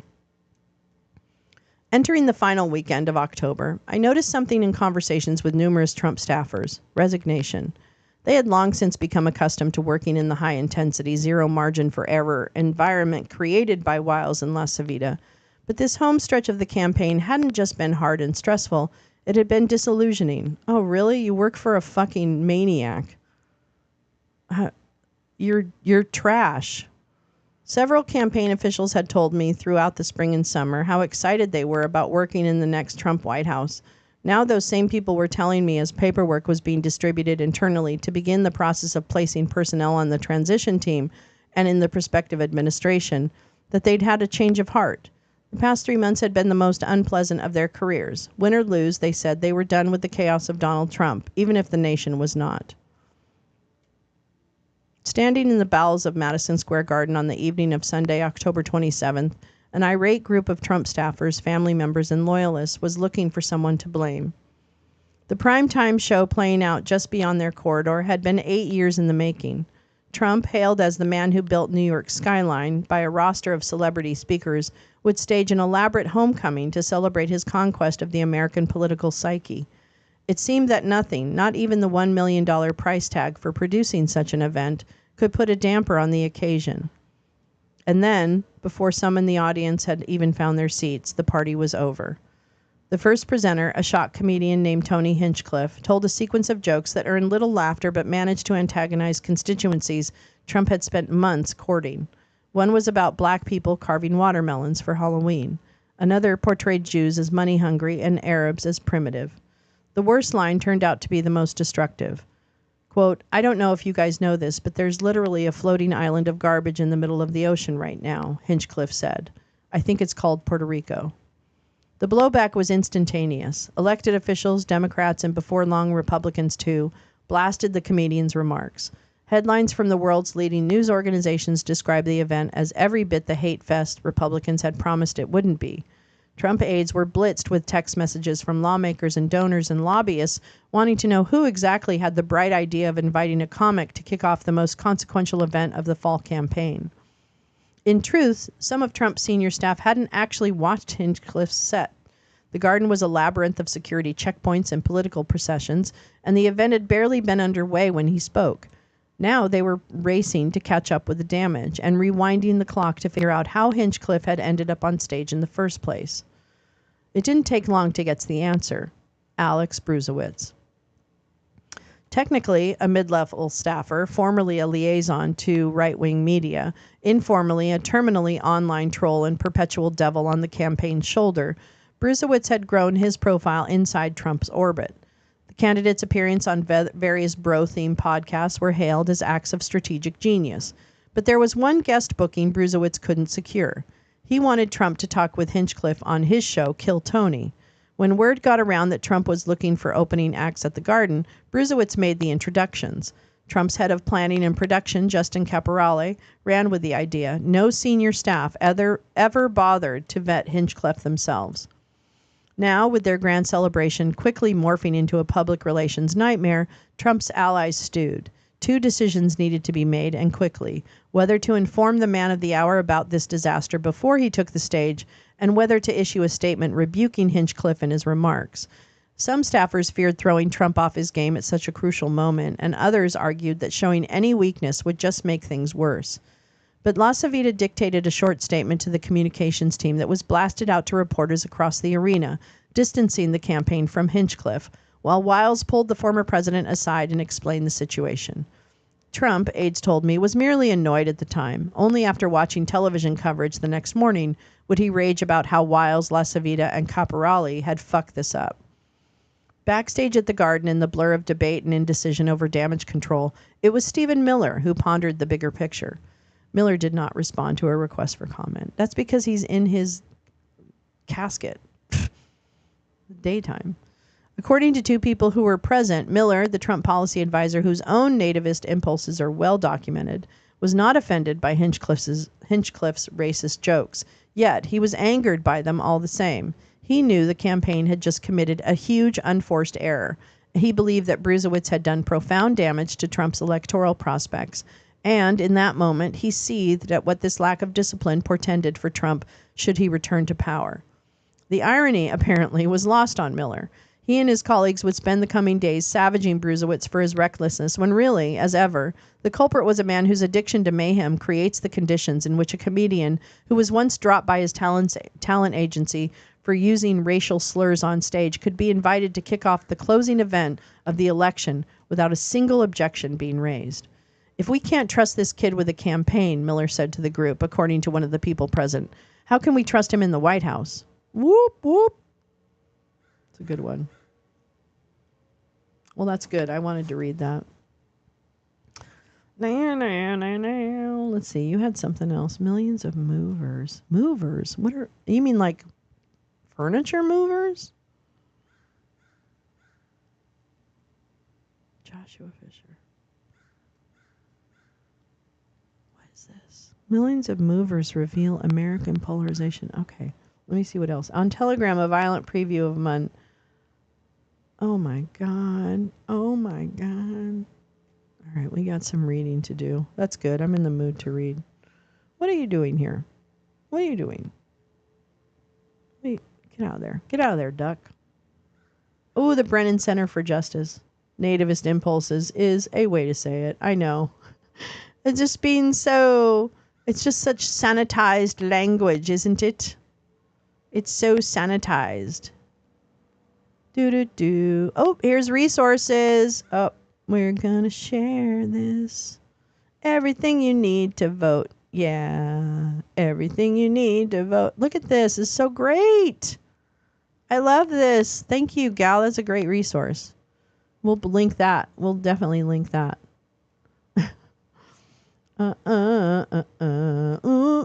Okay, we got a couple things here. Let's go over here. Let's go to this one. Let's see what's this. What's this all about? What's this all about? Rhonda Kazin interviewed several researchers and spoke to 20 recent movers. Ethan Singer analyzed millions of detailed voter registration records. Ooh. Aside from their political views, Joshua Fisher and Ryan Troyer have a lot in common. In 2020, they lived across the street from each other in Sioux Falls, South Dakota. They're both white men of a similar age. Mr. Fisher, 42, is an auto technician. Mr. Troyer, 39, is a sanitation worker. They're both married. They both have associate degrees. They have something else in common, too. They both moved away from Sioux Falls. Mr. Troyer left in the fall of 2021, and Mr. Fisher about a year later. In the process, they unwittingly became part of a nationwide pattern that could matter in a close presidential election. They made the country more geographically polarized. Mr. Troyer. Oh, hi, Ryan and Joshua. Oh, you're dancing. Mr. Troyer, the Republican, moved to a more Republican neighborhood, and Mr. Fisher, the Democrat, moved to a more Democratic one. This is just one pair of voters, but they are a trend. Consider the moves of Republicans from a relatively balanced neighborhood like theirs. Wait, what? No? Okay. All right. I'm following. The picture for Democrats is almost the reverse. Put the two groups together and you see political polarization in action. This is kind of cool. Mr. Troyer, a Republican. Oh, I see. Mr. Troyer, a Republican, moved to a more Republican neighborhood. Mr. Fisher, a Democrat, moved to a more Democratic one. This is... Put the two... Okay, all right. Oh, sorry, I can't read today. I don't know what's wrong with me. Our estimates, based on New York Times analysis of detailed public voter registration records of more than 3.5 million Americans who moved since the last presidential election, offer a new and extraordinarily detailed glimpse into one of the ways that we segregate from each other, down to the street level. Across all movers, Republicans chose neighborhoods Donald Trump won by an average of 19 percentage points in 2020, while Democrats chose neighborhoods President Biden won by the opposite margin, also 19 points.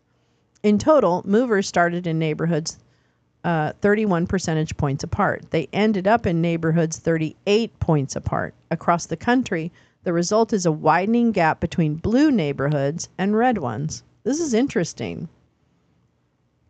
Where Democrats moved. So 54% moved to a solid or heavily Biden, 18% relatively Biden, and 28% a solid or heavenly Trump. Well, that's kind of interesting too. Where Republican, because I move for jobs, right? Like my moves have always been around jobs and stuff like that. So it's interesting. Republicans, 17% moved them to a heavily Biden, 17% to a relatively balanced, and 66% to solid or heavily Trump.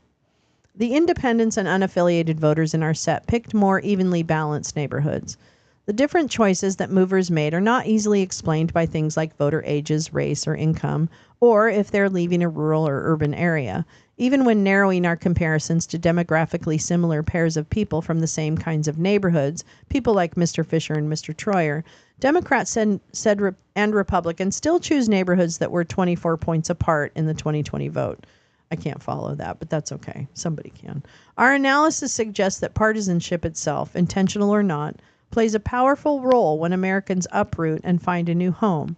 And their very personal decisions about where to resettle help power the churn of migration that is continuously reshaping American life at the neighborhood level and contributing to a sense that Americans are siloed in echo chambers, online and in their daily lives. It also has real stakes for our elections. Political scientists say the more partisan a district or state becomes, the less a candidate needs to woo voters from the other party, or, after winning, govern on their behalf. Interviews with 20 recent movers found that, consistent with research on the subject, politics alone did not drive a decision to move, but most we spoke to said it did influence their decision, and for some it topped the must-have list. The movers in our analysis are all registered to vote, and nearly all we spoke to intended to vote on Election Day. It's unclear how much of a direct effect movers might have on the election. Each cycle, the electoral landscape changes in ways that have nothing to do with moving. People turn 18, people die, people change their minds or decide not to vote. But in an extraordinarily close race, even small shifts could prove decisive. The 3.5 million movers in our analysis are a small number compared with the 158 million people who voted in 2020. But they do help explain some recent electoral trends, like Florida's electoral shift to the right, or the gains Democrats have made in Georgia. In all but 3 states that voted for Mr. Biden in 2020, more Democrats have moved in than Republicans. The reverse is true for states Mr. Trump won. In all but 1, more Republicans moved in. And likewise, voters who moved into the 25 states Trump won tended to be more Republican than their neighbors. Oh, interesting. In 36 states, polarization happened in both directions at once. More newcomers were part of the winning party, and more of those who left were because of the losing of the losing party. Our analysis is an undercount of the partisan migration. It may be missing some movers who haven't yet filed a new address or registered to vote in their new homes, but it probably accounts for most voters who moved, and it shows how population shifts can have political consequences. Consider Florida. Once a critical swing state, it has become more reliably Republican. Out of the 3.5 million voters we tracked, more than 200,000 registered Republicans have moved in over the past 4 years, more than twice the number of Democrats. Mr. Biden won Georgia in 2020, the first time a Democrat won the state since 1992. Among more than 140,000 newcomers, Democrats outnumbered Republicans by more than 9,000. Over the same span, at least 10,000 more Republicans than Democrats moved out of the state, a third of them to Florida. In Arizona, a state Mr. Biden won by less than 12,000 votes, incoming Republicans, a third of them from California, outnumbered incoming Democrats by a margin of 3-2. Accounting for departures, Arizona gained about 17,000 Republican voters. In all 3 northern battlegrounds, Pennsylvania, Wisconsin, and Michigan, Democrats made small gains through migration. In Pennsylvania, this year's key battleground, Democratic gains actually came amid population loss. For both parties, more voters moved out than moved in, but Republicans lost more. California has contributed to this trend in a different way. by exporting Republicans en masse. More Republicans have moved out of California than any other state, and those who did have made other states redder in the process. Sorry, everybody. Particularly Texas, Arizona, Florida, and Nevada. What drives moving? Tens of millions of Americans move each year, whether across the town or across the country. Most of the voters in our set moved during the pandemic, when home sales surged and many Americans were ready for a change. Mr. Troyer, the Republican from Sioux Falls, moved closer to his wife's family in Minnesota. Mr. Fisher, the Democrat, moved to escape the harsh South Dakota winters. And yet both ended up in places that were more partisan where they came from, a phenomenon known as sorting. Research on partisanship and migration has found politics typically figures into the equation only indirectly or even coincidentally.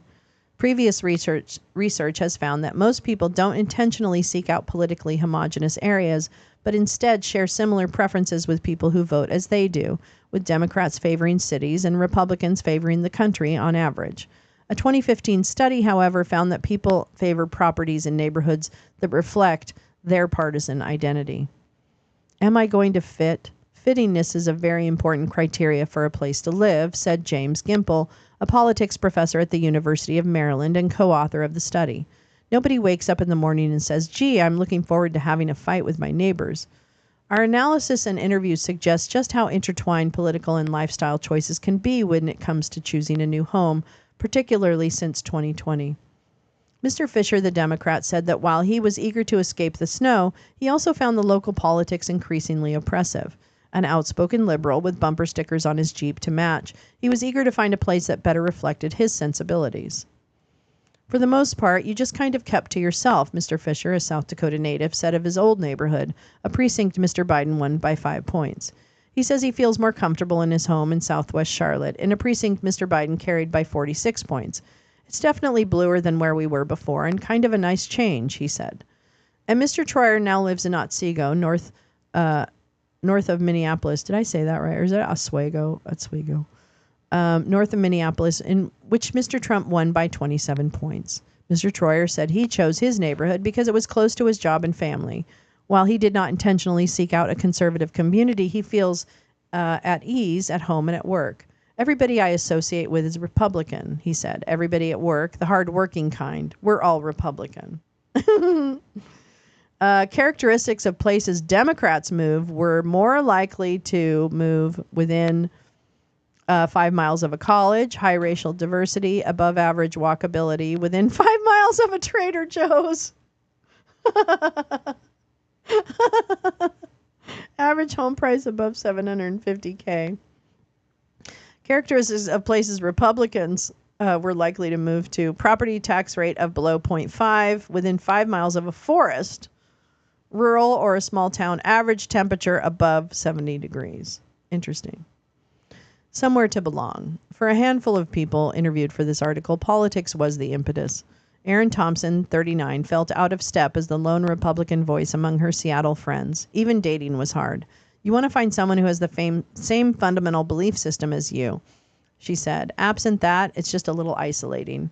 In 2021, in search of warmer weather and a community more closely matching her worldview, she moved to Gilbert, a conservative Phoenix suburb. Romance was also a factor for Andrew Cloesy, 35, who moved to Minneapolis from 2021 from Cedar Falls, Iowa. He'd spent the previous year deliberately applying for jobs in liberal cities, eager to get out of an area that felt increasingly conservative to him, even though his precinct voted for Mr. Biden. He moved into a neighborhood with a lot of shops within walking distance, one that Mr. Biden carried by 61 points. It's been great, he said. On dating apps, he is now more likely to match with people who have left-leaning political views. In contrast, Naomi Hadaway, 48, said politics did not register one bit when she moved to work to Fairburn, Georgia, a suburb of Atlanta, from Omaha after a stop in Florida. An independent who previously registered as a Democrat, she said diversity mattered to her more than party affiliation. She feels more at home as a black mixed-race woman in a city with a large black population and a diverse local government. It's everything, she said, adding that she is better off living somewhere I belonged. All movers we spoke to felt politically comfortable in their new homes. Upon retiring, Robert LaRoche, 60, moved from Las Vegas to Spring Hill, Florida, about an hour north of Tampa, to live closer to family. While the majority of his old neighbors in a precinct that voted for Mr. Biden by 41 points did not align with our values, he said, that's not why he moved, nor was it why he chose his new home. He sees it as a bonus that he gets to live in a precinct that voted for Mr. Trump in 2020 by 26 points. Mr. LaRoche's sentiment is shared by more and more Americans that life is less contentious when the people around you vote the way you do. Now I can talk to my neighbors about absolutely anything and not start a big argument, he said. Wow. Wow.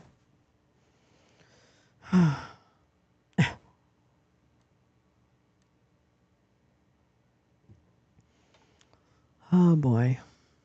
Well, this is not the happiest of days, but that's okay. Well, let's just keep it going. All right, let's read this. On Telegram, a violent preview of what may unfold on Election Day and after. Right-wing groups which use Telegram to organize real-world actions are urging followers to watch the polls and stand up for their rights in a harbinger of potential chaos. Wow, really, this stuttering's really bad today. Groups backing former President Donald Trump recently sent messages to organize poll watchers to be ready to dispute votes in Democratic areas. Some posted images of our men standing up for their rights to recruit for their cause. Others spread conspiracy theories that anything less than a Trump victory on Tuesday would be a miscarriage of justice worthy of a revolt. Quote, the day is fast approaching when fence sitting will no longer be possible, read one post from an Ohio chapter of the Proud Boys, the far-right organization that was instrumental in the January 6 attack on the Capitol. You will either stand with the resistance or take a knee and willingly accept the yoke of tyranny and oppression. Meh. The messages were all posted on Telegram. The lightly moderated, moderated? It's not moderated. Except for when you say something to a maggot, they ban you. That's how it's moderated. The lightly moderated social media platform with nearly 1 billion users. 1 billion. Yikes. Which has become a harbinger of the potential actions and chaos that could unfold on Election Day and after. More so than other social apps, Telegram is a prime organizing tool for extremists who have a tendency to turn digital coordination into real-world action. A New York Times analysis of more than 1 million messages across nearly 50 Telegram channels with over 500,000 members found a sprawling and interconnected movement intended to question the credibility of the presidential election, interfere with the voting process, and potentially dispute the outcome.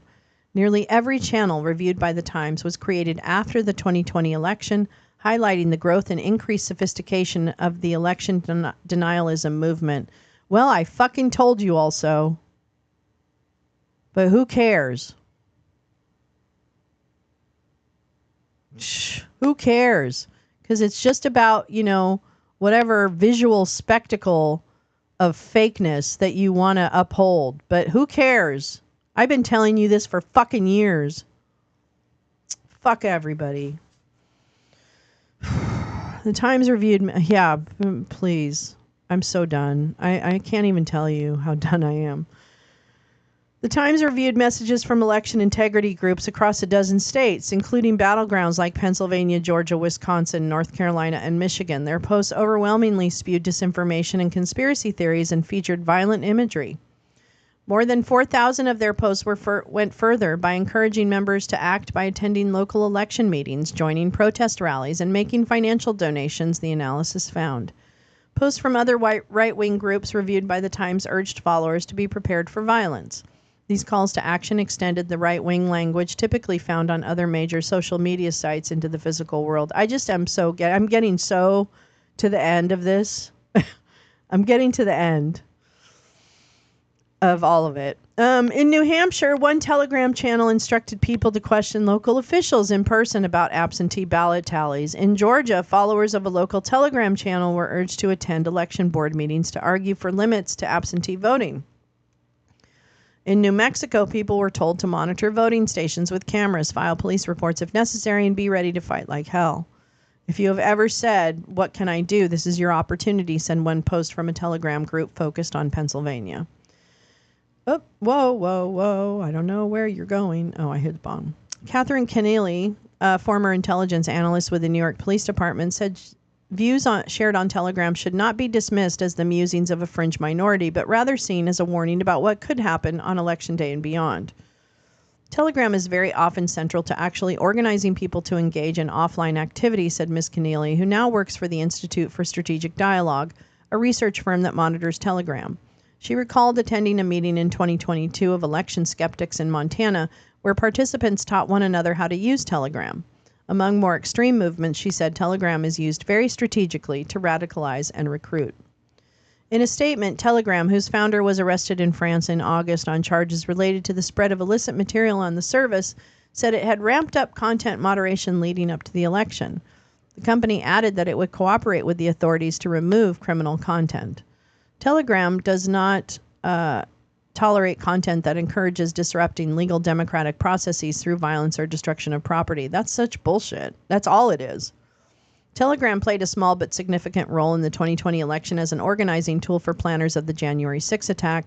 Today, its influence is greater and potentially more ominous, according to the Times analysis. Right-wing media channels post a stream of news, memes, and misinformation about perceived voting irregularities, which are then picked up by other groups that use them to argue that the Democrats have begun to steal the election. Mixed in are calls for citizens to show up at the polls and to monitor and report irregularities or fight if necessary. While other platforms are primarily about self-expression, owning the libs, and hateful buffoonery, Telegram often generates an ambiance of, let's get something done, said Paul M. Barrett, the deputy director of the Stern Center for Business and Human Rights at New York University. The election integrity movement on Telegram includes a loose network of accounts devoted to auditing the vote and amplifying election malfeasance theories, such as false claims that election workers are giving Republican voters Sharpies that are incompatible with voting machines. One channel focused on election auditing in New York featured a recruitment ads from United Sovereign Americans, which calls itself a national election validity advocacy group. One of its lawyers is a former Solicitor General of Pennsylvania who defended Mr. Trump during his second impeachment in 2021 after January 6. Under an image of Uncle Sam and a bold red "We Need You" banner, the group recently claimed, without any credible evidence, that the 2022 voter record showed millions of irregularities, which, when ignored, are election fraud. Many claims about voter fraud have been debunked. The group did not respond to a request for comment. Another group focused on vote auditing in Pennsylvania offered paid compensation for election monitors, but only if they worked in the traditionally Democratic stronghold of Allegheny County, where Pittsburgh is.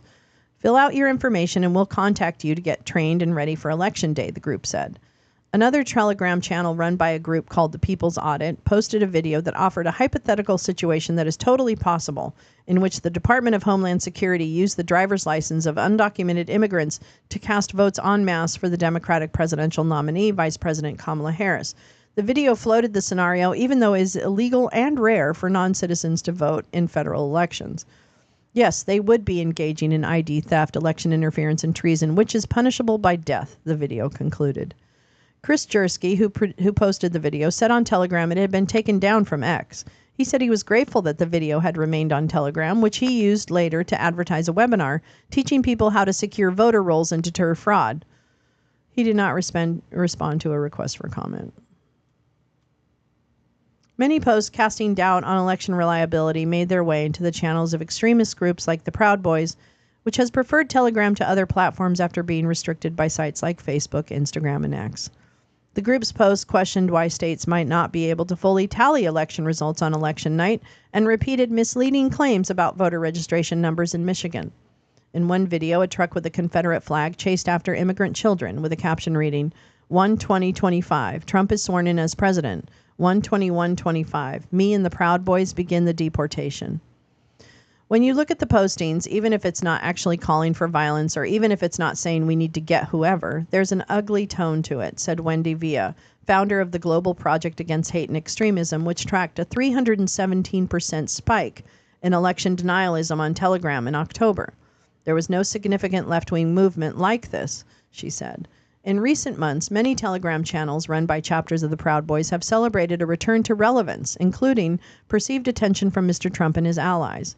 Several accounts pointed to the black and yellow ties and hats, which are Proud Boy colors, warned by Mr. Trump in the days before, and the former Fox News host Tucker Carlson during a recent rally at Madison Square Garden in New York. There it is. There's the Proud Boy. Asked whether Mr. Trump had intended to send a signal, a spokeswoman for his campaign responded, "LOL, no." Mr. Carlson did not respond to a request for comment, but posted on X that the Times, quote, knows a Proud Boy's necktie when they see one. They feel activated, said Michael Lodenthal, who researches political violence at the University of Cincinnati, adding that Proud Boys groups had assembled publicly less often than they had before the 2020 election. There's a feeling they're in the right. Recruitment messages on the public Telegram accounts of various Proud Boys chapters have sought to capitalize on the perils of election fraud, often implying a need for violence. One popular image showed an armed man wearing a balaclava. "Free men do not obey public servants," it read. Another portrayed a tit for tat with the leftist Democrats going back to Mr. Trump's presidency. "Enough is enough," read a part of the post. "Be ready for anything and everything." Well, woo woo. And then this is, oh yeah, that's the resource. Okay. Well.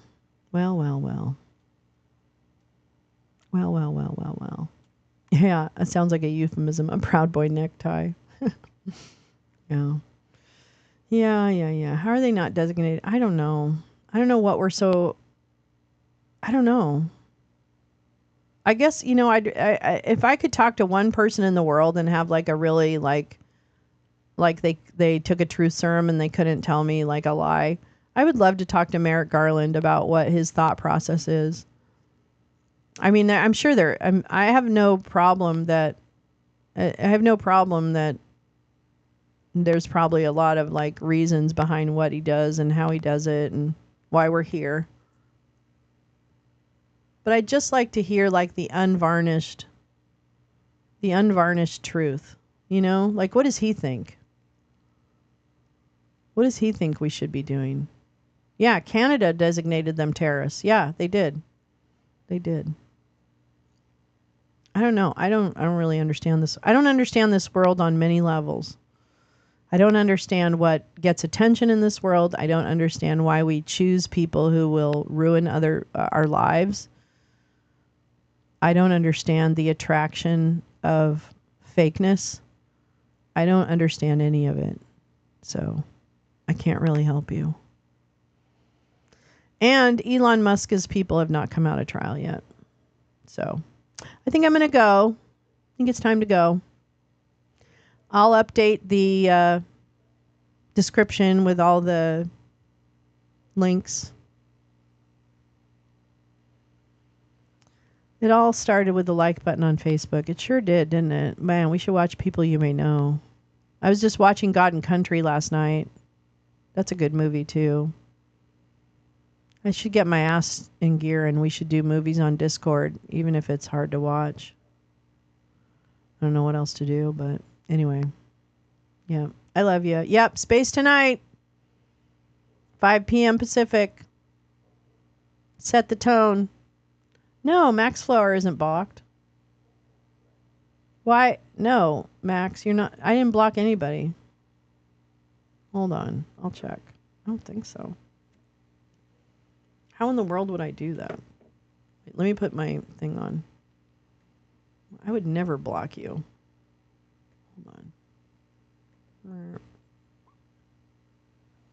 Is it? Are we being throttled again by YouTube? Are they policing our language? Let's see, where is that? Where's community? Oh, that's copyright. Where's community? Oh, I think it's in my dashboard. Why can I not remember where my community page is? Settings? No. Sorry. Oh, here we go. What? Am I in the wrong screen?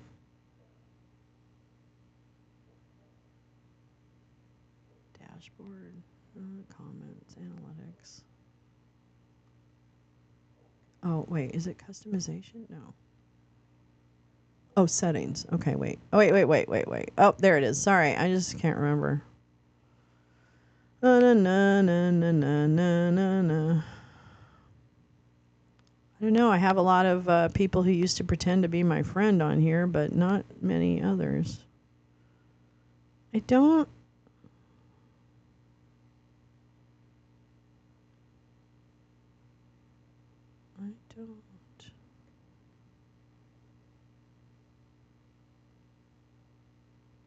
I don't see you on there, Max. Is it something where YouTube fucked up and didn't post something? Just making sure. I don't see anything.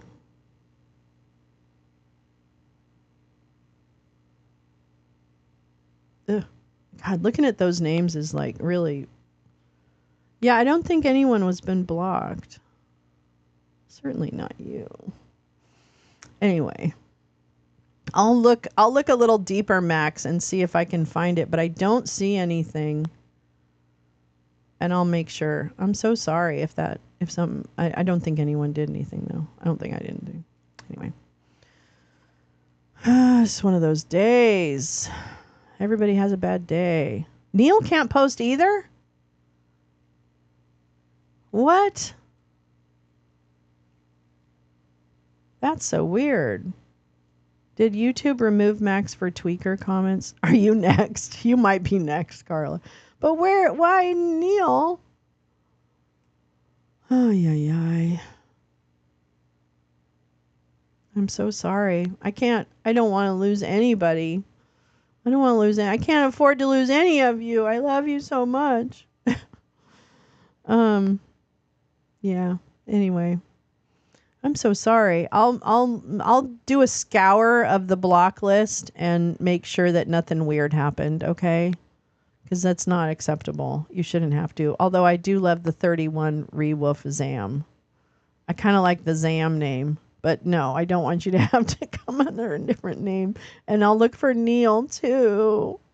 All right. I love you guys. Have a great day. I'll talk to you later on. And I'll try and fix everything. All right. Take care. Have a good one. Be good. Like, share, and subscribe. Please share the broadcast. It's kind of ridiculous to me that I don't have. It's just like I don't know what I'm supposed to do. I'm not sure what I'm supposed to do. Maybe I need to go back in time.